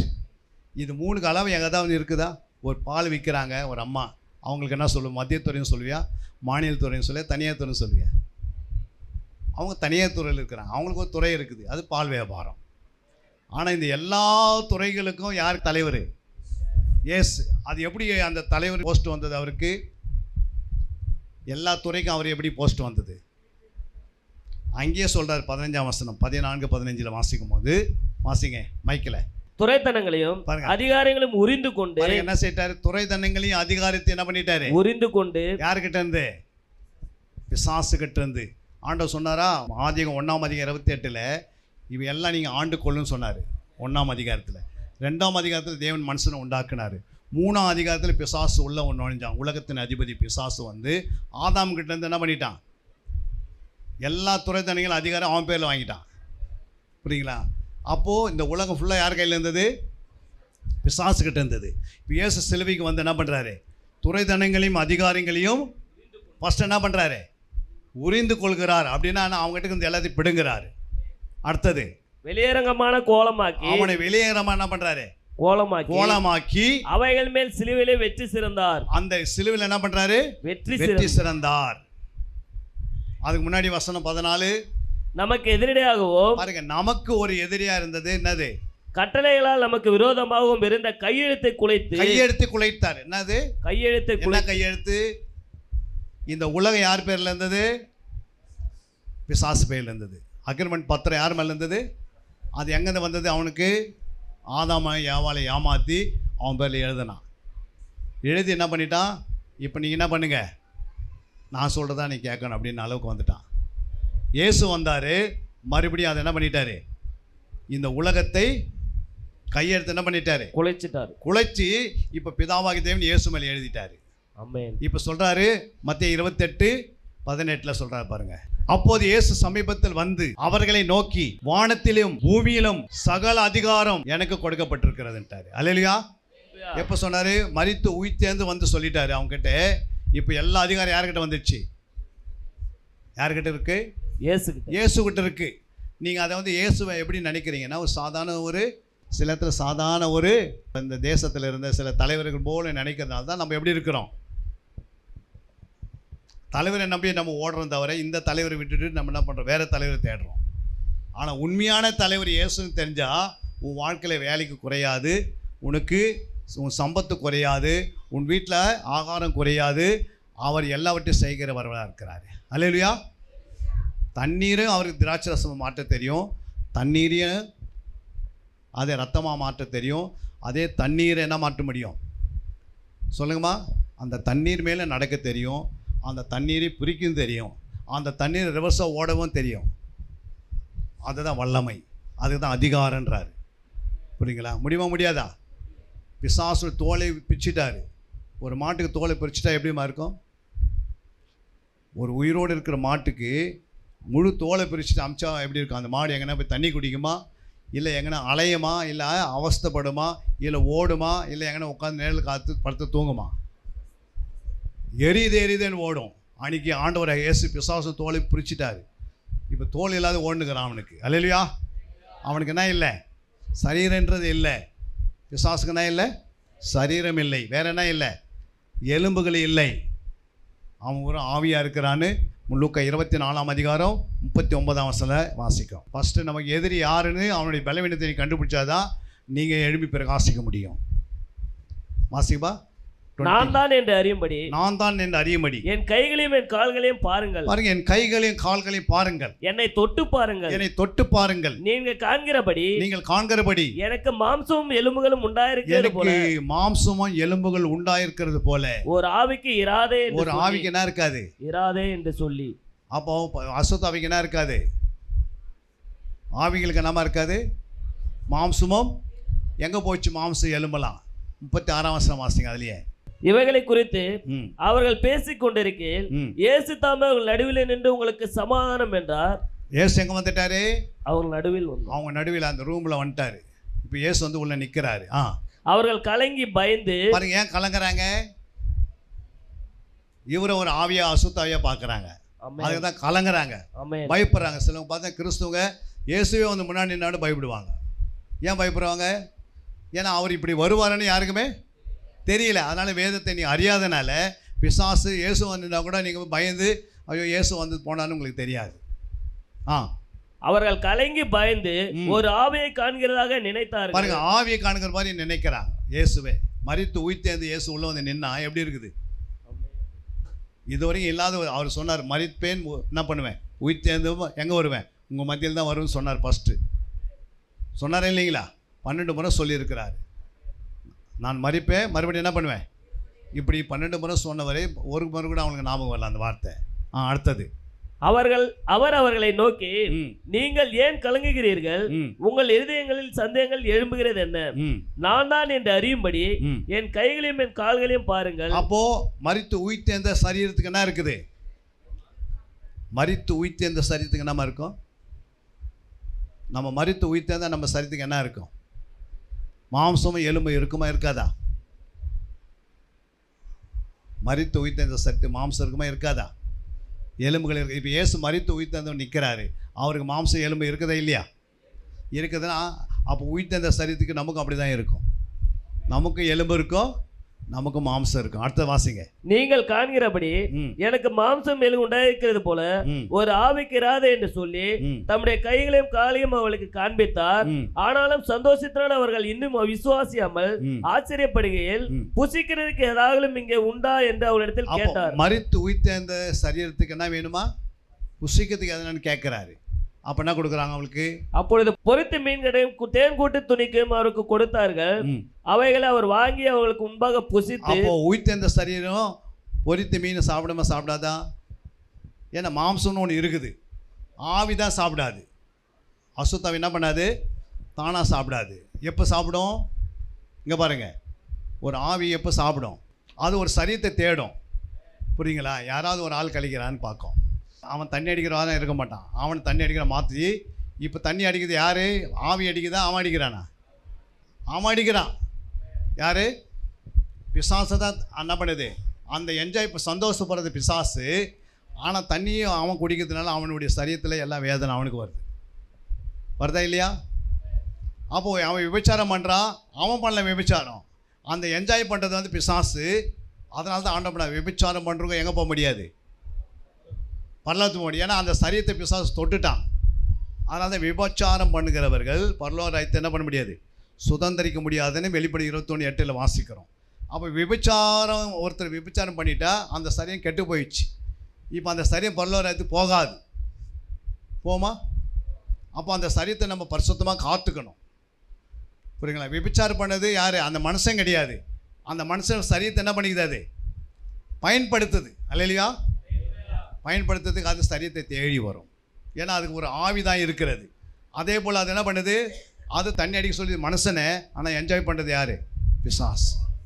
புரியுங்களா? அதனால தான் நம்ம இது கரெக்டாக அந்த வசனம் தெரிஞ்சதுன்னா நீங்கள் யாருமே விபச்சாரத்துக்கு போக மாட்டாங்க, யாரும் அசுத்தமான காரியங்களுக்கு போக மாட்டாங்க, அப்புறம் தேவையில்லாத நேரத்துக்கு கூட சாப்பிட மாட்டாங்க. இன்றைக்கி பார்த்தீங்கன்னா 3 வேளை 4 வேளை சாப்பிட்றவங்களாம் இருக்கிறாங்க. 12 மணி கூட கொண்டு போய் ஹோட்டலில் சாப்பிட்ற ஆள்லாம் இருக்கிறாங்க. இன்னைக்கு அதுக்கு என்ன காரணம்? 8 மணிக்கு சாப்பிட்ருப்பாங்க, அப்புறம் 12 மணிக்கு போய் ஹோட்டலில் சாப்பிட்றாங்க. அது என்ன ஆவி தானே சாப்பிடுது? புரியுங்களா? இன்றைக்கி ஹோட்டல் எங்கே வந்துடுச்சு? ஃபஸ்ட்டெல்லாம் ஹோட்டலு எங்கேயோ ஒரு இடத்துல இருக்கும், இன்றைக்கி ரோடெல்லாம் ஹோட்டலில் தான் இருக்குது. ஏன்னா எதுக்கு? பிசாசு அதை பயன்படுத்துகிறான். கடைசி நாட்களில் மாம்சத்தில் நிறைய சாப்பாடு உணவு கொடுத்துட்டா அவங்களால தூக்கம் அதிகமாக வரும், மந்தமாக இருப்பாங்க, ஜெபிக்க முடியாது, அப்புறம் அவங்கள என்ன பண்ண முடியாது? 4 பேருக்கு சுவிசேஷத்தை அறிவிக்க முடியாது, எதுவுமே பண்ண முடியாது. அதிகமாக சாப்பிட்றவாள் என்ன பண்ண முடியாது? இந்த சரீரத்தை நீ எவ்வளோ ஒடுக்குறியோ, எவ்வளோ உபவாசம் இருக்கிறியோ அவ்வளோ சைனிங்காக மாறிடும், அவ்வளோ பரிசுத்தமாக மாறிடும். எவ்வளோ பரிசுத்தமாக இருக்கிற சரீரம் அவ்வளோ தேவன் உனக்கு அடிக்கடி தரிசனம் ஆகினே இருப்பார். பரிசுத்தம் உள்ளவர்களுக்கு தேவன் என்ன பண்ணுவார்? தரிசனமாவார். நம்மளால் ஏன் பரிசுத்தம் இருக்க மாட்டோம் அப்படின்னா, உபவாசம் இருக்க முடியல, ஒரு இரவெல்லாம் கண் விடுத்து ஜெபிக்க முடியல, தூக்கம். புரியுங்களா? தூக்கத்தை வெறுத்து என்ன பண்ணிடணும்? சொல்லுங்கம்மா. தூக்கத்தை வெறுக்க சொன்னாரா, வெறுக்கூடாது சொன்னாரா? நீங்கள் என்ன பண்ணுங்கள்? தூக்கத்தை வெறுத்து விழுத்திருந்து ஜெபம் பண்ண சொன்னார். அப்போ எப்போவுமே நம்ம என்ன பண்ணணும்? விழுத்திருந்து ஜெபம் பண்ணணும். அப்போ தான் என்ன பண்ண முடியும்? கணவர் ரட்சிக்கப்படுவார், மனைவி ரட்சிக்கப்படுவாங்க. பக்கத்து வீட்டிலாம் ரட்சிக்க பண்ணோன்னா நீங்கள் விழுத்திருந்து ஜெபம் பண்ணி பாருங்கள், ஆவி உங்கள் கண்ணுக்கு முன்னாடி தெரியும். அந்த வீட்டுக்கு என்னென்ன ஆவி வருதுன்னு தரிசனம் காட்டுவார் ஆண்டு. ஜெபிக்கிறவங்களுக்கு பட்டணத்தில் என்ன நடக்குது எல்லாமே தெரியும். ஆனால் ஜெபிக்காதவங்களுக்கு நாளைக்கு என்ன நடக்க போகுதுன்னு அவங்களுக்கு தெரியாது. இல்லையா? அதனால தான் ஆண்டவரோடு பேசுகிறவர்கள் பரிசுத்தமாக இருப்பாங்க. ஏன் பரிசுத்தமாக இருக்குன்னா, ஆண்டவர் பரிசுத்தமுள்ள தேவன். நீ பரிசுத்த தேவனோடு நீ பேச பேச நீ பரிசுத்தமாவியா இல்லை அசுத்தமாகிடுவா? பரிசுத்தமாகிடுவேன். அப்போ எல்லா துறைத்தனங்களுக்கும் எல்லா அதிகாரத்துக்கும் இயேசுனாக இருக்கிறாரு, தலைவராக இருக்கிற. அதிகாரம்னா என்ன? உலகத்தில் என்ன அதிகாரம் இருக்குது? யாருக்கிட்ட அதிகாரம் இருக்குதுமா உலகத்தில்? இந்த உலகத்தில் யாருக்கிட்ட அதிகாரம் இருக்குது? ரட்சிக்கப்படாது இருக்கிறாங்க, அவங்ககிட்ட அதிகாரம் இருக்குது. யார் யார்கிட்ட இருக்குது அதிகாரம்? 1 நீதித்துறைக்கிட்ட இருக்கும், 2 யார்கிட்ட இருக்கும்? போலீஸ் துறைகிட்ட இருக்கும், 3வது யார்கிட்ட இருக்கும்? அரசியல்வாதிகிட்ட இருக்கும். இந்த 3 அதிகாரத்துக்கு மேலே தான் இயேசு அதிகாரியாக இருக்கிறார். அது தெரியணும் உனக்கு. அதனால் இவங்களுக்கு யாருக்கும் நீங்கள் பயப்பட வேண்டிய அவசியம் கிடையாது. உன்னை எங்கே கொண்டு போனால் அவர் தான் உன்னை விடுதலை ஆக்கி கொண்டு வருவார். அல்லையா? நீ கோர்ட்டில் போய் நில்லு, உனக்காக வாதாடுவார் இயேசு. ஏன் அப்படின்னா அவர் தான் தலைவர். ஜட்ஜிக்கு மேலே அவர் நிற்பார். உன் மேலே பொய் கேஸ் போட்டு இங்கே பொய் கேஸ் போட்டு உள்ளே தள்ளியிருக்கலாம், ஆனால் கர்த்தர் அங்கே நீதிபதிக்கிட்ட வந்து நிற்பார். என் பிள்ளையை விடுதலாக்கி நீதிமன்றம் ஆக்கி வெளியே கொண்டு வருவார். உண்மை உயிர்ப்பிக்கும். உண்மைக்கு ஒரு நாள் நம்ம உண்மை சாகாது, சத்தியம் சாகாது. அதனால் தைரியமாக நீங்கள் இந்த உலகத்தில் வாழணும். எதை குறித்து பயப்பட வேண்டிய அவசியம் கிடையாது. உலகமே அழிஞ்சாலும் உனக்குள்ள வார்த்தை இருக்குது, உன்னை ஒரு நாள் அடிக்கவே முடியாது. வானம் பூமி ஒழிந்தாலும் என் வார்த்தை, அப்போ அந்த ஒழிந்து போவது நீ ஒழிந்தவே போக முடியாது. உனக்குள்ளே இயேசுவின் வார்த்தை இருக்கிறது, இயேசு உனக்குள்ளே இருக்கிறாரு. ஆவியான உனக்குள்ளே இருக்கிறாரு, பிதாவின் வார்த்தை உனக்குள்ளே இருக்கிறது, 3 பேருமே வாசம் பண்ணுகிறாங்க. அப்படி வாசம் பண்ணுறதுக்குள்ளே என்ன பண்ண முடியாது, யாராலும் உங்களை எதையுமே செய்ய முடியாது. அல்லேலூயா. அந்த அளவுக்கு நீங்கள் எல்லா அதிகாரத்துக்கும் அவர் தான் தலைவர், எல்லா துறைக்கும் அவர் தான் தலைவர். நீங்கள் இந்த பட்டணத்தில் ஆசீர்வாதம் இருக்கணும் தான், நீ பரிபூர்ணமாக இருந்தால் தான் 4 பேர் உனக்கு மனம் திரும்பும். நீங்கள் அவங்கக்கிட்ட போய் ஒரு 1000 ரூபாய் கடன் கேட்டிங்கன்னா ஒரு நாள் அவங்க மனம் திரும்பவே முடியாது. முடியுமா? நம்முடைய ஆண்டவர் கொடுக்கிறவரா வாங்குறவரா? எப்படிமா இருக்கிறாரு? அப்போ அவங்க பிள்ளைங்க எப்படி இருக்கணும்? கொடுக்குறவா தான் இருக்கணும், தவிர நீங்கள் யாருக்கிட்டையும் வாங்கி பழகிடக்கூடாது. இது வரைக்கும் நாங்கள் ரட்சிக்கப்பட்டு 25 வருஷம் ஆயிடுச்சு. இது வரைக்கும் 10 பைசா கடன் கிடையாது, 10 பைசா யார்கிட்ட வாங்கினது கிடையாது, எனக்கு வேணும் சொன்னது கிடையாது. கர்த்தர் அளவில்லாமல் ஆஸ்வதிப்பார். அவரை அறிகிற அறிவு உனக்கு வளர வளர உன்னை கர்த்தர் மேலே மேலே தூக்குவார், தவிர உன்னை ஒரு நாளும் கீழே தள்ளவே மாட்டார். சரிங்களா? அவர் யாருன்னு நீ அறியாதனால்தான், உன் தகப்பன் யாருன்னு அறியாமல் கர்த்தர் உன்னை என்ன பண்ணிட்டாரு, விலை கொடுத்து வாங்கிட்டாரு. இப்போல்லாம் நீங்கள் யாராக இருக்கிறீங்க? நீங்கள் உலகத்துக்குரியவர்களா இல்லை ஆண்டவருக்குரியவர்களா? எப்படி ஆண்டவருக்குரியவர்கள் சொல்லுங்க, சொல்லுமா? உங்கள் வீட்டுக்காரு தாலியை கட்டிட்டாரு, இப்போ வீட்டுக்காரு யாருக்கு சொந்தம்? மனைவிக்கு சொந்தமா, எல்லாருக்கும் சொந்தமா? அது மாதிரி இயேசு கிறிஸ்து நிச்சயம் பண்ணிட்டாரு நம்மளை. இனி நம்ம யாருக்கு சொந்தம்? நீ நமக்கு யாரும் சொந்தம் கிடையாது. நமக்கு சொந்தம்லாம் சபை தான், சபையில் உள்ள ஊழியக்காரர் தான், உங்களுடைய மேய்ப்பர்கள் தான். நீங்கள் எல்லாம் எப்படி இருக்கணும்? ஒருவருக்கு ஒரு அவைகளாக இருக்கணும். புரியுங்களா? நம்ம ஒரு முகத்தை பார்க்கறதில்ல, காலையில் இருந்தால் இன்னொரு முகத்தை பார்க்கறதில்ல சபையிலேயே. அல்லேலூயா. வெறுக்கிறோம், அது பிசாசின் கிரியைகள். நம்ம எல்லாம் ஒரே இடத்துக்கு போகிறவங்க எப்படி இருக்கிறோம்? எப்படி இருக்கணும்? பரிசுத்தமாக இருக்கணும், ஒருவருக்கு ஒருவர் விசாரிக்கணும், புத்தி சொல்லணும். சகோதரி பயப்படாத, நான் உனக்காக ஜெபம் பண்ணுறேன், உங்கள் வீட்டுக்கார் மனம் திரும்புவார். அப்படி இருக்கிறோம் விசுவாசிக்கலாம். புரியுங்களா? ஐயோயோ என்ன என் கணவரே ரசிக்கப்படல, உன் கணவன் ரசிக்கப்படல அப்படின்ட்டு புது ஆத்மா வருதுன்னு வச்சுக்கோ. அதுக்கு முன்னாடி சொன்னால் அது ஓடிடுது சபையை விட்டு. அல்லேலூயா. நீங்கள் எப்படி இருந்தால், நீங்கள் பலப்பட்டிருந்தால் தான் அவங்கள பலப்படுத்த முடியும். முதல் நீ பலப்படு, அப்புறம் உன் சகோதரி என்ன பண்ணு. அப்போ நீங்கள் நல்லா ஸ்ட்ராங்காக ஆகணும். ஸ்ட்ராங்காக ஆகாததுக்கு என்ன காரணம்? இந்த வேதத்தை சரியாக அறியாதனால, சரியான ஜெபம் இல்லாதனால, சரியான துதி இல்லாதனால, ஆண்டவர் அறிகிற அறிவு நமக்கு இல்லாதனால தான் நம்ம வர அத்தனை ஆசீர்வாதம் நம்ம இழந்து போயிடுறோம். அல்லேலூயா. அப்போ ஆண்டவர் கொடுத்த எல்லா ஆசீர்வாதம் எங்கே இருக்குது? நம்ம கொடுத்துட்டாரு. நம்ம அனுபவிக்கிற நேரத்தை நம்ம அனுபவிக்கிறோன்னா, நம்ம கேட்டோம்னா ஆண்டவர் எல்லாமே நமக்கு தராரு. அல்லேலூயா. ஒரு குழந்தைகிட்ட எடுத்து டக்குன்னு இந்த ஒரு 10,000 ரூபாய் நோட்டு கொடுப்பாங்களா? ஏன் கொடுக்க மாட்டாங்க? ஆனால் கேட்குது, அந்த 10,000 நோட்டு கொடு அப்படின்னு. அப்போ கொடுக்க முடியுமா? நீங்கள் கிறிஸ்துக்குள்ளே குழந்தையா இருந்தால் ஆண்டவர்கிட்ட கேட்குறீங்க, ஆண்டவர் இது கூட அது கூட ஆண்டு கொடுக்க மாட்டார். நீ என்ன இருக்கிற? குழந்தையா இருக்கிற. நீ நல்லா முதிர்ச்சியாக வரணும். நீ ஒரு நல்ல ஒரு முதிர்ச்சி அடைஞ்சு ஆண்டவர் யாருன்னு அறிஞ்சால் நீ எத்தனை கோடி கேட்டாலும் அவர் கொடுப்பார். ஏன் கொடுப்பானா, நீ ஒரு கோடி வாங்கினா கிட்டத்தட்ட ஒரு 100 ஜெபத்தை நடத்துன்னு அவருக்கு தெரியும். புரியுதுங்களா? நீ ஒரு கோடி வாங்கி அப்புறம் வீட்டு வாடகை விட்டுருன்னு அப்போ நான் வைக்கும். வீடை கட்டி வீடு வாடகை விட்டு நமக்கு வெளியே அந்த வேலை.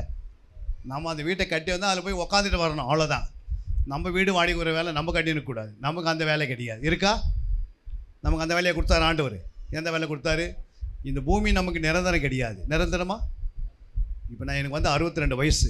ஒன்று நான் எத்தனை வயசு வாழ்வேன்? 80, 85, அவ்வளோதான். இது வரைக்கும் நான் என்ன பண்ணோம்? ஆண்டவருக்காக நான் ஓடினே இருக்கணும். மரணம் சந்திக்கும் போது ஆண்டவர்கிட்ட போய் சேர்ந்துடணும். அதுதான் நம்முடைய தாட்ஸு.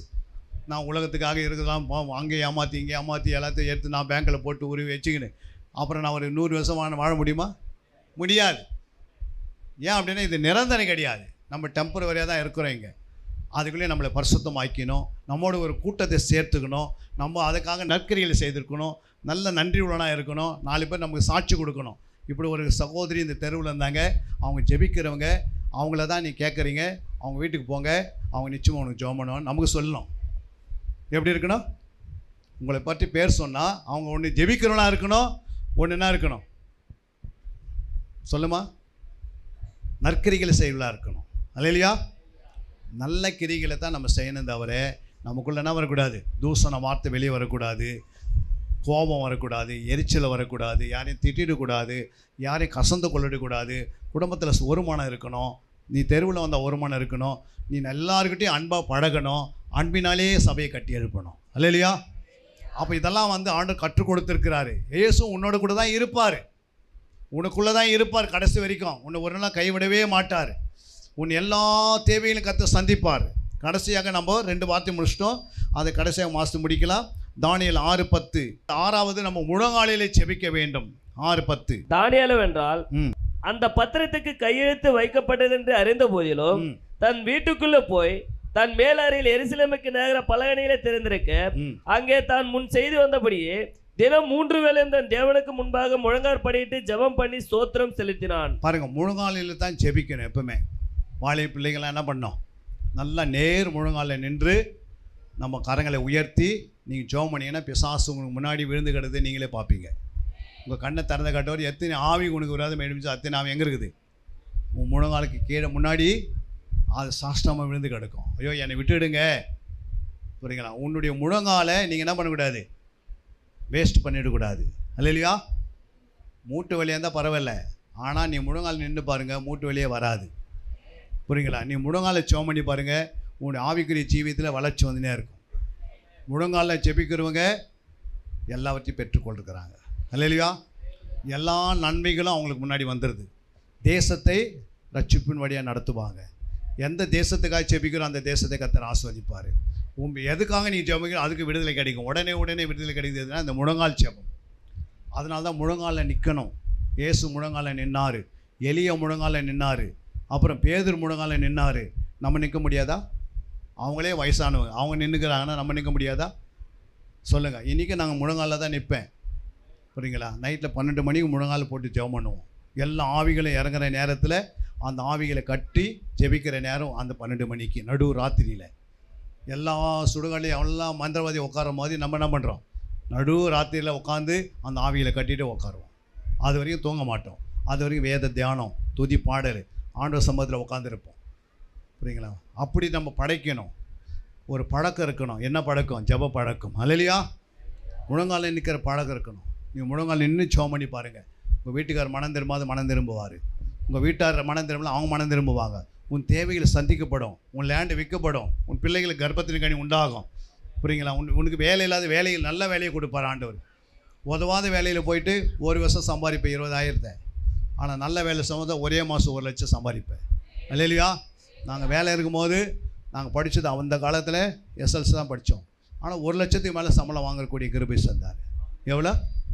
வேலை செய்கிறப்போ 1 லட்சத்துக்கு மேலே சம்பளம் வாங்குகிற அளவுக்கு ஆண்டவர் கிருபை கொடுத்தார். புரியுங்களா? இன்றைக்கி பல ஃப்ளைட்டில் போயிட்டு வந்துருக்கிறோம். என்ன காரணம்? அபிஷேகம், ஜெபம் ஆவி, விண்ணப்பத்தின் ஆவி, வேண்டுதல் ஆவி, மன்றாடுதல் ஆவி, அப்புறம் வியாக்குலப்பட்டு ஜெபிக்கிற ஆவி, ஆண்டுடைய பாதத்தில் மணிக்கணக்கில் ஜெபிக்கிற ஆவி. பிசாசு நிற்குமா முன்னாடி? ஒரு நாள் நிற்கவே நிற்காது. அல்லையா? ஐயாவை நான் டைரெக்டாக பார்த்தேன், யூடியூப்பில் பார்த்தேன், உடனே ஃபோன் பண்ணேன், உடனே வான்ட்டார். அல்லையா? அவரும் விசாரிச்சிருப்பார். புரியுங்க? ஆண்டவர் பேச சொன்னார், பேசிட்டேன். செந்திலையை எப்படி பார்த்தேன்? செந்திலையை எப்படி கிடைச்சார்? அவர் சபையிலேருந்து ஒரு வெல்டர் வந்திருந்தார். அவர் பல நாள் என்கிட்ட வந்து படிச்சிருந்தார். அவர் தான் கொண்டு போய் விட்டார். ஐயா மூலமாக பல சபைக்கு போயிருக்கிறோம். நாங்கள் எல்லாம் சேர்ந்து ஒரு 72 மணி நேரம் ஜபத்துக்காக எங்கே போயிட்டோம்? அந்தமானுக்கு போயிட்டோம். யோசித்து பாருங்கள். 72 ஹவர்ஸ் இங்கே நோட்டீஸ் அனுப்பி இங்கே தான் அனுப்பணும். நோட்டீஸ்லாம் அடித்து எங்கே அனுப்பணும்? அந்தமானுக்கு. இங்கேருந்து எல்லாமே அனுப்பி எல்லாம் ரெடி பண்ணிவிட்டு போய் நடத்திட்டு வந்துட்டோம். 72 ஹவர்ஸ் ப்ரேயர், சாப்பிடாமல் தூங்காமல். யோசித்து பாருங்கள். ஏன் ஜெபம் பண்ணோம்? ஜெபம் வந்து அந்த பட்டணத்தை ஒரு நாள் என்ன பண்ணோம்? இன்றைக்கி நம்ம ஜெபம் பண்ணுறோம், ஆனால் ஜெபம் சாகவே சாகாது. அந்த மனுஷன் செத்துருவான், அவன் பரலோகத்துக்கு போயிடுவான். ஆனால் ஜெபம் சாகவே சாகாது. அது என்ன பண்ணோம்? நிலைத்திருக்கும், தலைமுறை ஆசீர்வதிக்கும். நீங்கள் பண்ணுற ஜெபம் ஒரு இன்சூரன்ஸு. உன் பிள்ளைக்காக இப்போ ஜெபம் பண்ணி இருக்கணும், உன் பேர பிள்ளைக்காக ஜெபம் பண்ணி இருக்கணும். 10 தலைமுறைக்காக நீ ஜெபம் பண்ணிட்டு வந்தால் 10 தலைமுறை பின்னாடி ரசிக்கப்பட்டு பரலோகத்துக்கு வருது. அல்லையா? வருமா வராதா? எதுவும் நம்ம சேர்த்து வைக்கிறோம். ஜெபத்தை சேர்த்து வச்சுட்டு போங்க. உன் பிள்ளைங்க எங்கே கையேந்தாது? ஜெபிக்கிறவங்க யார்கிட்ட கையேந்த மாட்டாங்க. புரியுங்களா? நீ ஜெபம் பண்ணி பாருங்கள், கட்டு தானாக உடைச்சிக்கும். ஆண்டவர் இறங்கி வேலை செய்வார். தேவனால் கூடாத காரியம் ஒன்றுமே இல்லை. நீங்கள் ஆண்டவரை நோக்கி தான் பார்க்கணும். 7வதாக கடைசியாக தேவனை நோக்கி போராட வேண்டும். ரோமர் 15:32.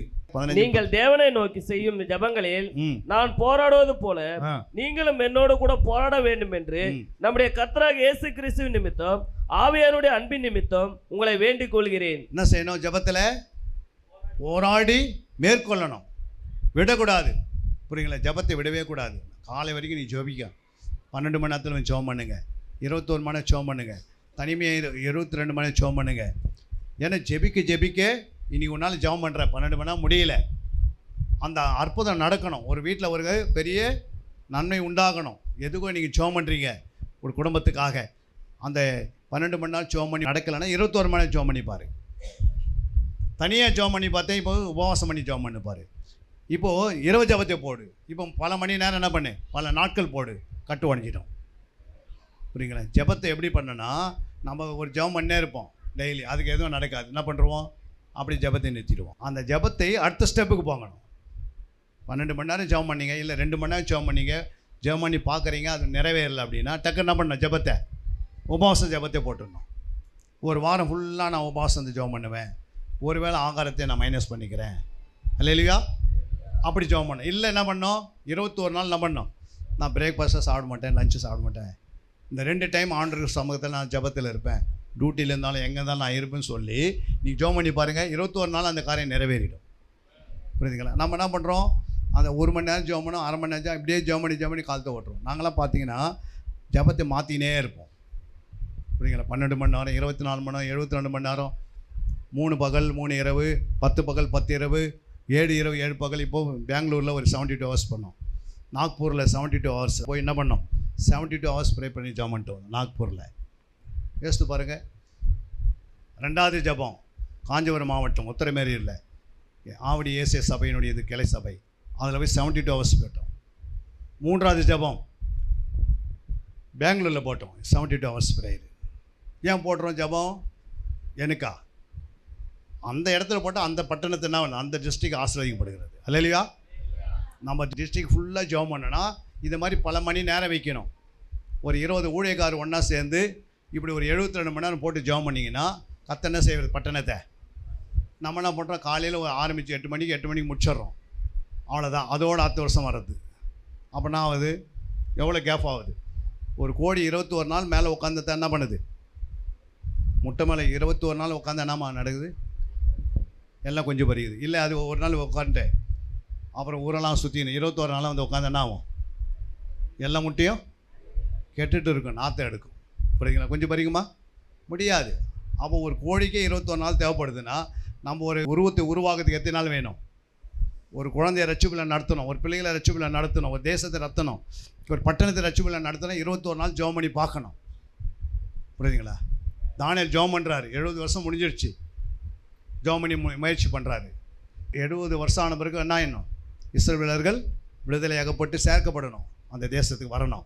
ஆனால் என்ன பண்ண முடியல, அங்கே வரலை. உடனே என்ன பண்ணுறாரு? தானியேல் 21 டேஸ் போடுறாரு. தானியேல் 9ஆம் அதிகாரத்தில் போய் ஃபுல்லாக வாசித்து பாருங்கள். 21 நாள் போட்டு என்ன பண்ணுறாரு? அல்லும் பகலும் ஆண்டவர் சம்பதியில் காத்திருக்கிறாரு. அப்போ சிறையில் இருக்கிற மக்கள் என்ன பண்ணது? விடுதலை ஆக்கி தன் பட்டணத்துக்கு வராங்க. அப்போ இந்த பட்டணை விடுதலை ஆக்கணும், இந்த பட்டணத்திற்குள்ளே வில்லேஜ் விடுதலை ஆக்கணும்னா, இந்த திருவள்ளூர் பட்டணத்தில் ஒரு பெரிய எழுப்புதல் வரணும்னா நம்ம என்ன பண்ணோம்? ஜெபம் பண்ணுறோம், ஆனால் அது போதாது. புரியுங்களா? நம்முடைய ஸ்ட்ரென்த்து வந்து ஒரு 20 ஆத்மா இருந்தால் அதுக்கு ஜெபம் பண்ணிக்கலாம் 2 ஹவர் 4 ஹவர். ஆனால் நமக்கு ஒரு 1000 பேர் கூட்டி சேர்க்கணும். ஒரு 1000 பேர் ஐயாக்கு என்ன தரிசனம் இருக்கும்? எவ்வளோ தரிசனங்க ஐயா? 10,000. இப்போ 10,000 பேர் உருவாக்குறதுக்கு என்ன ஜெபம் பண்ணணும்? 72 மணி நேரம் போட்டால் தான் என்ன பண்ணோம்? நீங்களாம் 72 மணி நேரம் வேலையை விட்டுட்டு என்ன பண்ணோம்? ஒரு 3 நாள் கவர்மெண்ட் ஹாலிடே வருதா இல்லைங்களா? ஸ்கூல் லீவெலாம் வருது. அந்த டைமில் ஒரு 3 நாள் சாப்பிடாமல் தூங்காமல் என்ன பண்ணோம்? ஆலயத்தில் வந்து அமைதியாக உட்காந்தோம், எல்லா வேலையும் விட்டுடணும், கர்த்தர் பார்த்துக்கொள்வார் எல்லாத்தையும், இல்லையா? 3 நாள் சாப்பிடாம தூங்காமல் எஸ்தரை போல ஜெபம் பண்ணால் அவருடைய அந்த 10,000 நிறைவேறாதா? சொல்லுங்கள். ஒரு சபைக்கு 200 பேர் இருந்தால் கூட எத்தனை ஆயிடுச்சு? 10,000க்கு 10,200 வகுத்தீங்கன்னா எத்தனை? சொல்லுங்கம்மா. 10,000க்குள்ளே எத்தனை 200 இருக்குது? 10 போட்டாவே 7 ஆகுது, 2000 வருது இல்லை? 100 போட்டால் 2000 வருது. 100 சபை அவரால் உருவாக்கப்பட்டுரும். முடியுமா? முடியாதா? முடியும். அதுக்கு என்ன செய்யணும்? ஒரு சபையில் ஒரு 200 பேருனா 100 சபையில் 10,000 பேர் வந்துடுவாங்க. ஒருவங்கள வர மாட்டாங்களா? அப்போ நம்ம அந்த காரியத்தை செய்யணும். இந்த சபையிலேருந்து 100 ஊழியர்களை கர்த்தர் எழுப்புவார். ஊழியர்கள் எங்கேருந்து எழுப்புவாங்க? சபையிலேருந்து எழுப்புறாங்களா, தனியாக காலேஜ்லேருந்து வராங்களா? இங்கே தான் நீங்கள் ஊழியக்காராக இருப்பீங்க. 5 விதமான ஊழியம் இங்கே தான் உட்காந்துருக்குது. புரியுங்களா? நீங்கள் உங்களுக்குள்ள அந்த எய்ம் இருக்கும், அப்படிலாம் ஊழியம் செய்யணுன்னு. அதை தட்டி எழுப்பி ஜபத்தில் என்ன பண்ணோம், உங்களுக்கு பிரேஸ்ட் பண்ணி விட்டால் நீங்கள் ஆட்டோமேட்டிக் அபிஷேகம் மேலே இறங்கிடும். அது பிறகு நீங்கள் ஊழியம் செய்ய ஆரம்பிச்சிடுவீங்க. கொஞ்ச நாள் பகுதி நேரம் ஊழியம் செய்வீங்க. அப்புறம் என்ன பண்ணுங்க, இந்த கிளை சபைக்கு ஐயா கீழே ஒரு 100 சபைகள், அப்படி தான் தரிசனம்.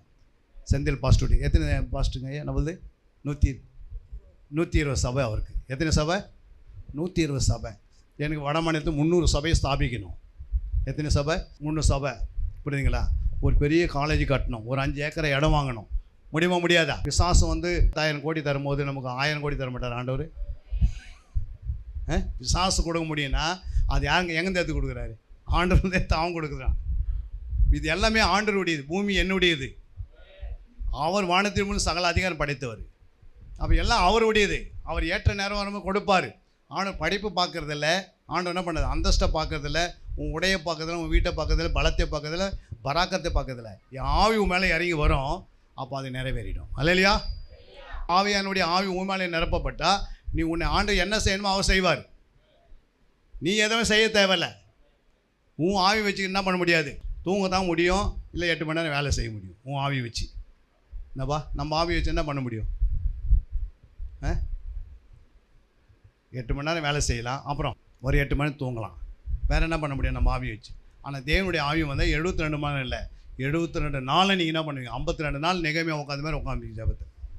தேவ அபிஷேகம் உன் மேலே இறங்கிடுச்சுன்னா அது பிறகு உனக்கு தூக்கமும் வராது, உனக்கு என்ன வராது, சோர்வே வராது, சோர்ந்தே போக மாட்டீங்க. அந்த மாதிரி ஒரு வல்லமை உன் மேலே இருக்கும். நீ நடந்து போனால் பிசாசு பயப்படுவான். அந்த அளவுக்கு கர்த்தர் உங்களை உயர்த்துவார். ஒரு கரங்களை தட்டி தேவநாமத்தை மகிழ்ந்து 7 காரியங்களை சொன்னேன். முதல் காரியம், உன் காது பரிசுத்தமாக இருக்கணும். மார்க் 1:11. ரெண்டாவது வாய், ஜபத்திற்கு மிக முக்கியம். ரெண்டாவது வாய், சங்கீதம் 66, 17, 18, 19. மூன்றாவது நாவு சுத்தமாக இருக்கணும் ஜபத்திற்கு, அங்கே சங்கீதம் 39, 3. அதுக்கு பிறகு உதடு பரிசுத்தமாக இருக்கணும், சங்கீதம் 17, 1. அதுக்கு அடுத்தது 5, இருதயம் வசனம் நிரம்பி இருக்க வேண்டும், சங்கீதம் 37, 31. நம்பர் 6, முழங்கால் படிட்டு ஜெபம் பண்ணணும், தானியேல் 6, 10. தேவனை நோக்கி போராட வேண்டும், ரோமர் 15, 32. இதுக்கு நடுவில் தான் இவ்வளோ காரியங்களை கொடுத்து நம்மோடு பேசினார். எத்தனை பேருக்கு புரோஜனமாக இருந்தது? ஒரு கரங்களை தட்டி தேவநாமத்தை மகிமைப்படுத்துங்க. இப்போது உங்களுடைய சாட்சி நேரம். ஒரே நிமிஷம். எனக்கு ஆவியானவர் என்ன சொன்னான்னு சொல்லிட்டு ஒரு நிமிஷம் உட்கார. எனக்கு ஆவியானவர் உணர்த்துன்னா, நான் பல ஆண்டு காலமாக நீண்ட நேர ஜபத்தை உருவாக்க வேண்டும் என்று எத்தனையோ இரவுகள் நான் வனாந்தரங்களில் கண்வழிச்சு, உங்களுக்கு தெரியும், 1 வருஷ காலம் முழுவதுமாக இந்த ஜபத்திற்காக மதியம் வரை உபவாசம் 365 நாள் நான் இருந்தேன். 2006 என்னுடைய சோத்திரம் வாழ்க்கையில் இந்த ஜபத்தில் மக்களை உருவாக்கி கொடுத்துடணும், தேசத்திற்காக ஒரு பெரிய ஜபம் உருவாக்கணும்னு சொல்லி நம்ம தீவிரமாக போராடுறோம். ஆனால் எனக்கு ஆண்டவர் தரிசனமாக ஜபத்தை உருவாக்குன்னு உங்களுக்கு எல்லாருக்கும் தெரியும். 2010 முதல் ஜபமாக டோலோஸ் ப்ரேயர் நம்ம நடத்தணும். ஆமென் சொல்லுங்கள். அன்னியிலிருந்து இன்ன வரை நம்ம டோலோஸ் ப்ரேயர் மே மாதம் 1ஆம் தேதி தோறும் நம்ம நடத்துகிறோம். ஐயா சொன்னார் பார்த்தீங்களா, என்ன சொன்னார்? அந்த ஜபம் நீங்கள் பண்ணும்போது உங்களுடைய ஆவி கொழுந்து விட்டு உங்கள் இருதயம் கொழுந்து விட்டு எரியும் பொழுது, அது அனலாக இருக்கும்போது ஜபம் நேரம் போகிறதே உங்களுக்கு என்ன பண்ணாதுங்க, தெரியாதுன்னு சொன்னார். காலையில் வரும்போது சோர்ந்து போய் வருவோம், சாயந்தரம் 12 மணி அந்த ஜபம் முடிச்சுட்டு போகும்போது உற்சாகமாக போவோம். இதெல்லாம் நம்ம பார்த்துருக்குறோம். ஆனால் எனக்கு ஐயா 4 விதமான ஜபத்தை இன்றைக்கி ரொம்ப தீவிரமாக அவங்க சொல்லிக் கொடுத்தாங்க. எழுதி வச்சுருக்கிறேன் ஒவ்வொரு பகுதியாக. அதில் என்னென்னா, ஒரு பகல் ஒரு இரவு தொடங்கணும். அடுத்து பார்த்தீங்கன்னு சொன்னீங்கன்னா, எஸ்தரை போல் 3 பகல் 3 இரவு. நம்முடைய யோபை போல் 7 பகல் 7 இரவு. தானியேலை போல் 20 பகல். இயேசு மற்றும் நம்முடைய மோசை போல் 40 பகல். அப்புறம் 10 நாள் சொன்னார் அப்போஸ்தலர்கள் மேல் வீட்டு அறையில். ஆமென் சொல்லுங்கள். நம்ம என்ன சொல்லணும்னா, ஒரு நீண்ட ஜெபம் நமக்கு தேவை. நம்மளை நம்பி, ஐயா எங்களை நம்பி 130 முறை ஒரு பெரிய மண்டபத்தை இலவசமாக கொடுத்துக்கிறாங்க ஐயா. எல்லாருக்குமே தெரியும். வர வழியில் எவ்வளோ ஃபேமஸ் ஆகிதுன்னு தெரியும். ஒரு ரூபா கூட நம்மளாண்ட வாங்காமல் உங்கள் எல்லாருக்குமே தெரியும். வேறு எந்த பாஷுக்கும் கொடுக்காம நமக்கு 130 முதல் 140 முறை இலவசமாக மண்டபம் கொடுத்துருக்குறாங்க. அந்த மண்டபத்தில் தான் நம்ம இரவு ஜெபம் நடத்துகிறோம். அப்போ இதெல்லாம் கர்த்தர் ஏன் கொடுத்தாருன்னா, ஜெபக்கு தான் தேவன் கொடுத்தார். அவ்வளோ பெரிய மண்டபம் யார் சும்மா கொடுப்பாங்க? லென்ட்டு வந்து 50,000 ரூபா அதுக்கு. நமக்கு சும்மா கொடுக்குறாங்களே. அல்லேலூயா சொல்லுங்கள். அப்போ நாம் என்ன செய்ய போகிறோன்னா, உங்களாண்டு நான் எதுக்கு ஐயா உட்கார வச்சுட்டேன் தெரியுமா? ஆமென் சொல்லுங்கள். ஒரே நிமிஷம்.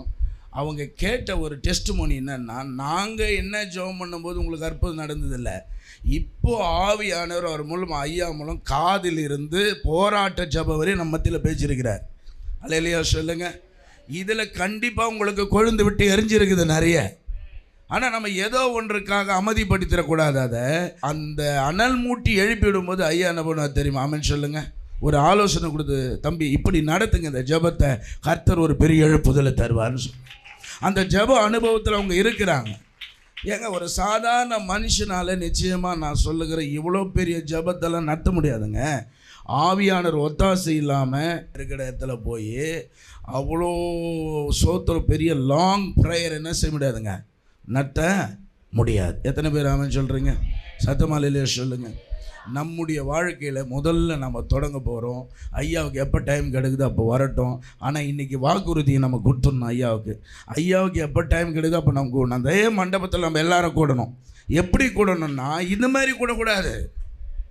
ஆமென் சொல்லுங்க. நம்ம எப்படி இரவு ஜெபத்தில் கூடுறோமோ அப்படி கூடணும். எத்தனை பேர் ஆமென் சொல்கிறீங்க? மண்டபம் ஃபுல்லாக மக்கள் இருக்கட்டும். சத்தமாலையிலையோ சொல்லுங்கள் பார்க்கலாம்.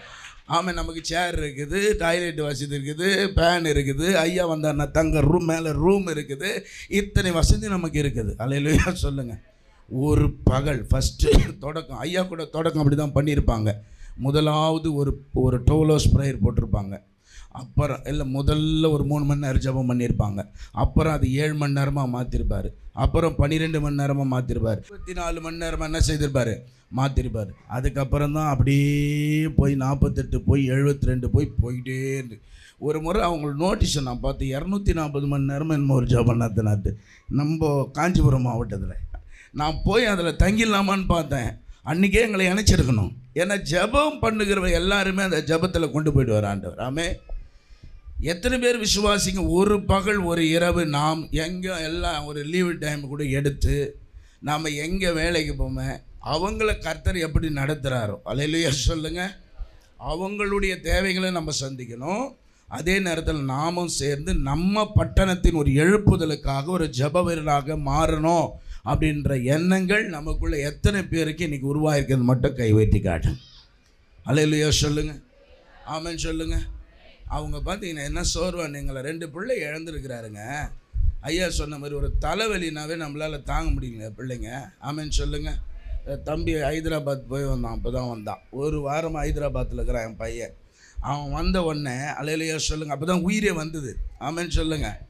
கேட்டுக்கிட்டே இருந்தேன், நைட்டு சாப்பிட்டியாப்பா, காலைல என்னப்பா, இல்லை எங்கள் மேம் வந்து செல்ஃபோன் எடுத்துன்னு போயிட்டாங்க, ஆஃப் பண்ணிட்டாங்க, எங்களுக்கு அங்கே ட்ரைனிங் கொடுக்குறாங்க, நாங்கள் ஒரு 14 பேர் போயிருக்கிறோம். அவர் பிடிச்சி அப்போ நைட்டு தான் அவராண்ட ஃபோன் பண்ண முடியும். அல்லேலூயா சொல்லுங்கள். ஒரு சின்ன விஷயத்துக்கே இவ்வளோ நம்ம எல்லாருமே ஐயா வந்து இள வயதில் 2 பிள்ளைகளை வந்து இன்றைக்கி சந்தோஷமாக ஆண்டவரை பற்றி பேசுகிறாருன்னா, அவருக்குள்ள ஆவியானவர் எவ்வளோ தைரியத்தை கொடுக்காம, எவ்வளோ விசுவாசத்தை கொடுக்காம, எவ்வளோ நம்பிக்கையை கொடுக்காம, ஆமென் சொல்லுங்கள். நீங்கள் நினைக்கலாங்க இங்கே பேசுவாங்க, ஆனால் அவர் எத்தனை நாள் உள்ளுக்குள்ளே அந்த அருமையான அம்மாவும் ஐயாவும் மனசுக்குள்ளே எவ்வளோ போராட்ட சத்துருவால் போராடி இருப்பாங்க தெரியுமா? ஆனால் ஆண்டவர் தைரியத்தை தந்தார். ஆமென் சொல்லுங்கள். அப்போ நீங்களும் நானும் இந்த ஊழியத்தை செய்ய போகிறோம். எத்தனை பேர் ஆமென் சொல்கிறீங்க? எத்தனை பேர் சொல்கிறீங்க? காலை 6 மணிக்கு தொடங்கிட்டால் நாளை காலை 6 மணிக்கு ஜெபம் முடியணும். நீங்கள் ஐயா சொல்லிட்டாரு, புசியாது இருங்க, குடிங்க. என்ன செய்யுங்க? மோர் குடிங்க, டீ குடிங்க, காஃபி குடிங்க, கூல்ட்ரிங்க்ஸ் குடிங்க, எல்லாம் குடிங்க. ஆமென் சொல்லுங்கள். இவர் தண்ணி குடிங்க. ஆனால் என்ன பண்ணக்கூடாது? புசிக்கக்கூடாது. இதுவரை இந்த மாதிரி ஜெபம் பண்ணியிருக்குமா நம்ம? நான் பண்ணியிருக்கிறேன். நீங்கள் தலையாட்டுறதுங்க. கிளாயில் போட்டேன் நான். கட்டில் தூக்கி அந்த போட்டு பார்த்துக்குங்க. கரெக்டாக அந்த டைமை நான் ஜெபம் பண்ணேன்னு சொல்லியிருக்கிறேன். அல்லேலூயா சொல்லுங்கள். என்ன தம்பி, கட்டில் தூக்கி அந்த போட்டுன்னு படுங்க. கரெக்டாக அந்த டைம் அலாரம் வைங்க, உள்ளே போய் ஜெபம் பண்ணுன்னு சொல்லியிருக்கிறேன். அல்லேலூயா. இல்லைன்னா இத்தனை ஊழியங்கள்லாம் சாப்பிக்க முடியாது. ஆமென் சொல்லுங்கள். அப்போ எத்தனை பேர் ஆமென் சொல்கிறீங்க? சத்தமாக ஆமென் சொல்லுங்கள். இந்த ஜெபத்தை நம்ம செய்யும்போது அவருக்கு ஒரு பெரிய காணிக்கை ஊற்றணும்னா அன்றைக்கி சும்மா விசுவாசிங்க ஆமேன்னு சொல்கிறது இல்லைங்க. அவங்களுடைய ஊழியத்தை நம்ம தாங்கணும். எத்தனை பேர் ஆமேன் சொல்கிறீங்க? ஐயா எங்கள் விசுவாசிங்க ஊழியத்தை தாங்குவாங்க ஐயா. கர்த்தருக்கு வாய்ப்பு. நான் சும்மா சொன்னேன், எங்கள் விசுவாசிங்க தாங்குவாங்க. ஆமேன்னு சொல்லுங்கள். நான் சொன்னேன்னா தாங்குவாங்க ஐயா. ஆண்டவருக்கு மகிமை உண்டாகட்டும். இப்போ நாம் என்ன செய்ய போகிறோம்? சீக்கிரமாக ஐயாவோட டேட்டு வாங்க போகிறோம். அந்த டேட்டு என்ன டேட்டாக மாற்றிடலாம் தெரியுங்களா? நமக்கு மண்டபம் கொடுக்குறாங்க இல்லையா? அன்றைக்கி காலை 6 மணிக்கு போட்டு ஆமென் சொல்லுங்கள். மறுநன்னுக்கு விடிகால 6 மணி வரை நாம் அந்த மண்டபத்தில் நிறைந்து காணப்பட்டு தேவ சமூகத்தில் ஜெபிக்க போகிறோம். ஆமென் சொல்லுங்கள். ஜெபத்துக்கு லீவ் போடுறதுக்கு தப்பே கிடையாது. எத்தனை பேர் ஆமென் சொல்கிறீங்க? லீவ் போட்டான்னு நமக்கு என்ன? சோத்துரு ஜெபம் தானங்க. ஜெபத்தை ஒரு பெரிய வல்லமை ஆண்டவராகி தேவன் என்ன பண்ணுவார்? ஏற்படுத்தி தருவார். ஆமென். சத்தமாலையா சொல்லுங்கள். எத்தனை பேர் ஆமென் சொல்கிறீங்க? கை உச்சாமா ஐயா காட்டுங்க. நாங்கள் பண்ண போகிறோம் பாஸ்டர், நீங்கள் வாங்க. கை உயர்த்தி காட்டுங்க. ஐயா நாங்கள் 24 hours டைம் எடுத்து தேவ சமூகத்தில் உட்காடுறோம். நீங்கள் எவ்வளோ நேரம் செந்தில் ஐயா வந்துட்டோம், எவ்வளோ நேரம் வர்ஷிப் பண்ணுறாரோ பண்ணிட்டோம். நானும் எங்கள் தாலுக்காவில் இருக்கிற மொத்த பாசம் வெளிக்கிறேன். அல்லேலூயா சொல்லுங்கள். ஐயா நம்ம பேரமாக மாட்டார்றது வெளிப்போ மொத்த பேரை வாங்க. முதல்ல ஒரு அசைவை உண்டாக்கணும் நம்முடைய பட்டணத்தில். எத்தனை பேர் ஆமென் சொல்கிறீங்க? கொழுந்து விட்டு எரியுது. கொழுந்து விட்டு என்ன செய்யுதுங்க? எரியுது. எத்தனை பேர் ஆமென் சொல்கிறீங்க? இப்போ ப்ளஸ் பண்ணி ஜெபம் பண்ண சொல்ல போகிறோம் ஐயாவை. நம்ம எல்லாரும் இந்த நிலையோடு ஜெபிக்க போகிறோம். சீக்கிரம் எதிர்பாருங்கள். ஒரு பகல் ஒரு இரவு தேசத்தை அசைக்க போகிறோம். ஐயா சொன்னார் நமக்கு 10,000 ஆத்மா இலக்குன்னு நம்ம சொல்லி நாங்கள் ஜெபம் பண்ணி எடுக்கிறோம். ஆமென் சொல்லுங்கள். அதுக்கு எவ்வளோ வலிமை வாய்ந்த ஜெபம்னு சொன்னார் பார்த்தீங்களா? அல்லேலூயா சொல்லுங்கள். சும்மா சாத்தான் சீக்கிரமாக விடமாட்டான் விசுவாசிகளை, புறஜாதி மக்களை ரட்சிக்கணும்னா நல்ல ஜெபம் வேண்டும். இப்போ முழங்கால் படிடுங்க. ஐயா ஜெபம் பண்ணுவார். நல்ல முழங்கால் படிட்டு கொஞ்ச நேரம் ஆவியில் அந்நிய பாஷை பேசுங்க. நீங்கள் கவலைப்படாதீங்க. கொஞ்சம் தூரம் போகிறவங்களாம் கவலைப்படாதீங்க, நான் இருக்கிறேன். ஐயா சொல்கிற வள்ளலார் சொல்கிற மாதிரி ஏன் இருக்க பயம் நான் பார்த்துக்கிறேன். எல்லாம் முழங்கால் படிடுங்க. நல்ல முழங்கால் படி ஜெபம் பண்ணுங்க. கொஞ்ச நேரம் ஐயாவோட கூட சேர்ந்து நல்ல அந்நிய பாஷை பேசி ஆண்டவர் மாதிரி எல்லா கரங்களை உயர்த்தி அப்படியே கொஞ்சம் நேரம் உங்களுடைய கரத்தை எடுத்து தலைமையில் வைத்து, ஆண்டவரே இந்த 21 மணி நேரத்துக்காக வரப்போகிற 21 மணி நேரம் இல்லை 24 மணி நேரம் நான் ஜெபிக்கணும்ப்பா. இப்போதே என்னை பலப்படுத்துங்கப்பா. உங்களுடைய அபிஷேகத்தை என்மேல் ஊற்றுவீராக. ஒரு நிமிடம் எல்லா கரங்களை உயர்த்தி இல்லை கரங்களை தலைமையில் வைத்து கேளுங்க. நீங்கள் வாயை திறந்து கேட்காத வரைக்கும் உன்னுடைய தாகத்தை கத்த தீர்க்கவே முடியாது. உன்னுடைய வாஞ்சை, உனக்குள்ளே இருக்கிற ஒரு தாகம், ஒரு பசி தாகம், ஒரு நீதியின் மேல் பசி தாகம், ஒரு ஜெபத்தின் மேல் பசி தாகம், ஒரு மன்றாடி ஜெபிக்கிற மேலே ஒரு பசி தாகம், வியாக்குலப்பட்டு ஜெபிக்கிற பசி தாகம், என் தேசத்துக்காக ஜெபிக்க வேண்டிய பசி தாகம் யாருக்குள்ளே இருக்கிறதோ கர்த்தர் அவர்களை கொண்டு தான் பெரிய காரியத்தை செய்வார். நீங்கள் கேளுங்க. ஆண்டவரே என்னை நிரப்புங்கப்பா. உங்களுடைய பாத்திரம் நிரம்பி வழினப்பா. என் பாத்திரம் நிரம்பி வழிவது உங்களுடைய கரத்தில் இருக்குது ஆண்டவரே.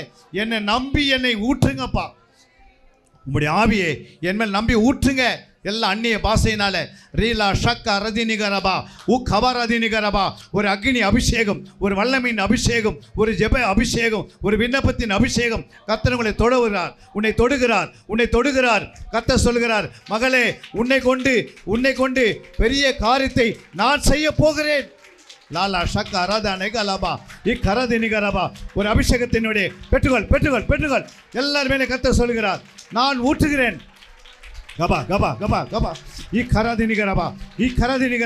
ஹல்லேலூயா. ஒரு அக்னி அபிஷேகம், ஒரு வல்லமையின் அபிஷேகம், ஒரு பரிசுத்தனுடைய அபிஷேகம், ஆவியனுடைய அபிஷேகம், ஒரு ஜெபத்தின் அபிஷேகம், ஒரு விண்ணப்பத்தின் அபிஷேகம், ஒரு மன்றாடி ஜெபிக்கிற அபிஷேகம், ஒரு முழங்கால நிற்கிற அபிஷேகம். ஒரு 24 மணி நேரம் அல்லும் பகலமாக புசியாமல் குடியாமல் தேவ சமூகத்தில் வைராக்கியத்தோடும் வாஞ்சியோடும் என் தேசம் ரட்சிக்கப்படணும், என் திருவள்ளூர் மாவட்டம் ரட்சிக்கப்படணும், ஒரு 100 சபைகளை ஸ்தாபிக்கணும். ஆண்டவரே எனக்கு உதவி செய்யுங்கப்பா, உதவி செய்யுங்க. நான் வெறுமையான பாத்திரமாக போயிடக்கூடாது. இன்று நான் ஆண்டவர் 21 நாள் முடிகிறது. ஆண்டவர் சரியாக நேரத்திலே நீர் எங்களை புடவிட விடாமா. என்னை பலப்படுத்துங்க ஆண்டவரே. என்னை நிரப்பி அனுப்புங்க ஆண்டவரே. ரபாலா ஷக்கா ரதினிகரபா எல்லாம் கரங்களை தட்டி ஆண்டவரே ஆவியானவரே ஆவியான அழைங்க ஆவியானவரே என் மேல் ஊற்றுங்கன்னு கேளுங்க. நீங்க கேட்கிற விதம் தான், நீங்க எவ்வளவு கேட்கிறீங்களோ கர்த்தர் நிச்சயமாய் ஊற்றுவார். அவர் நிரப்புவார். உன் பாத்திரம் நிரம்பி வழியும். சத்துருக்கள் முன்பாக உனக்கு ஒரு அபிஷேகம் இருக்கிறது. ரபாலா ஷக்கா ரதினிகரபா அபிஷேகம் வரும்போது நுகங்கள் முறித்து விடும். எல்லா நுகங்கள் கட்டுகள் உடைக்கி எறியும். சாத்தான் கிரிகள் அழிக்கப்பட்டு போகும். இந்த எல்லை விட்டு சாத்தான் புறப்படுகிறதை உங்கள் கண்களை மனக்கண்கள் தேவன் திறப்பார். ஆவின் கண்களை திறந்து தரிசனத்தை காண முடியும். ரபாலா ஷக்கா ரதினிகரபா ஆண்டவரே சபையின் மேல் இந்த சபை ஆண்டவர் ஜெபத்திற்கென்று ஒரு வாஞ்சை, ஜெபத்திற்கென்று ஒரு வாஞ்சை ஆண்டவரே வந்ததிலிருந்து எப்படியாவது நான் ஜெபிக்க வேண்டும். என் சபை நிரப்பப்பட வேண்டும்.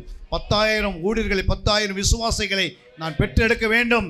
அதுக்கேற்ற ஒரு ஜெபத்தை இப்போதே ஆவியை ஊற்றுவீராக. ஒவ்வொரு பேர்பாராக நிரப்புவீராக. எல்லா கரங்களை தட்டி ஆண்டவரே நீ என்னை நிரப்பினதுக்காக ஸ்தோத்திரம். இப்படி வல்லமை என் மேல் இறங்கினதுக்காக ஸ்தோத்திரம். இந்த 21 நாள் முடியும் போது ஒரு கட்டு உடைந்ததுக்காக ஸ்தோத்திரம். என் வீட்டில் ஒரு சமாதானம் வந்ததுக்காக ஸ்தோத்திரம். என் வீட்டு காரியத்தை நீ நிறைவேற்றி தந்ததுக்காக ஸ்தோத்திரம். மனம் திரும்பாத என்னுடைய கணவரோ மனைவியோ பிள்ளைகளோ மனம் திரும்ப போகிறதுக்காக ஸ்தோத்திரம். வியாதிகள் வேதனைகள் சரித்து விட்டு விலகிறதுக்காக ஸ்தோத்திரம். சாத்தானுடைய எல்லா விதமான பொல்லாத கிரிகள் மாயங்கள் எல்லா மாய கிரிகள் பில்லிசுடைய கட்டுகள் மாந்திரை கிரிகள் குறிசொல்கிற ஆவிகள் எல்லாம் இயேசுவின் நாமத்தை எரிந்து சாம்பலாகிறது. அபார் அபார் அபலா இந்த ஊழியத்தை நடத்துகிற ஐயா மேலே ஒரு அபிஷேகத்தை ஊற்றுவீராக. அவர் மேலே ஒரு அபிஷேகத்தை ஊற்றுவீராக. எல்லாம் சொல்லுங்க ஆண்டவரே என் ஊழியக்காரர் மேலே ஒரு அபிஷேகத்தை ஊற்றுங்க ஊற்றுங்க. வந்திருக்கிற ஊழியர்கள் மேல் ஒரு அபிஷேகத்தை ஊற்றுங்க. இந்த சபையின் தலைவர் மேலே ஊற்றுங்க. ஹல்லேலூயா. மனைவி மேலே ஊற்றுங்க. சகோதரி மேலே ஊற்றுங்க. ஆண்டவரே சிறு குழந்தைகள் மேலே உங்களுடைய அபிஷேகத்தை ஊற்றுவீராக. ஆண்டவரே உங்களுடைய நாம மகிமைப்படுவதாக.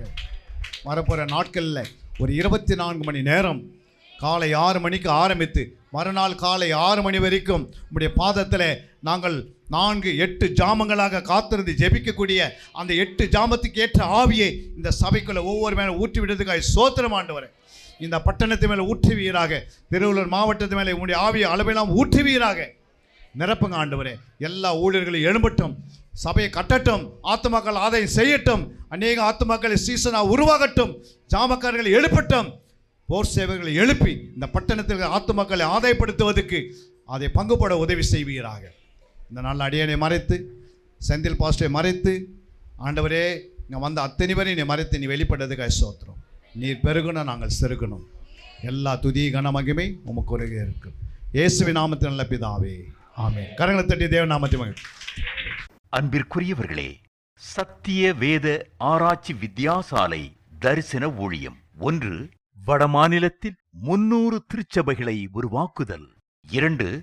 மாதம் ஒருமுறை எழுப்புதல் உருவாக்கும் எழுப்புதல் கூட்டம். 3. ஊழியர்கள் சபை தலைவர்கள் சுவிசேஷர்களுக்கென கருத்தரங்கு, அதாவது சத்திய வேத ஆராய்ச்சி நேரம்.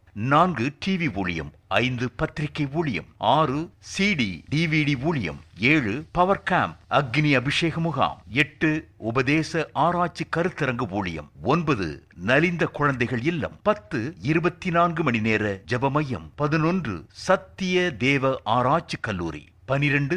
சிறுவர்கள் உருவாக்கும் ஊழியம். 13. மருத்துவ முகாம். 14. ஜெயில் ஊழியம். 15. கைப்பிரதி ஊழியம். 16. கிராம ஊழியம். 17. மிஷனரியை உருவாக்கும் ஊழியம். 18. நன்றி துதி ஆராதனை கூட்டங்கள். 19. சமூக நலப்பணிகள் ஊழியம். 20. இன்டர்நெட் மூலமாக ஆன்லைன் படிப்புகள். இது விரைவில் வரவிருக்கின்றது. 21. தேவனுடைய வருகைக்கு ஆயத்தப்படுத்துதல். இதனுடைய நோக்கங்கள்: 1 கோடி சீடர்கள் உருவாகுதல், 1 கோடி ஜாமக்காரர்கள் உருவாகுதல், 1 கோடி யுத்த வீரர்கள் உருவாகுதல், 1 கோடி ஊழியர்கள் உருவாகுதல். தரிசனத்தை அவன் கண்டபோது அவர்களுக்கு சுவிசேஷத்தை அறிவிக்கும்படி கர்த்தர் எங்களை அழைத்தார். புறப்பட்டு போக பிரயத்தனம் பண்ணி. அப்போஸ்தலர் நடபடிகள் 16:10.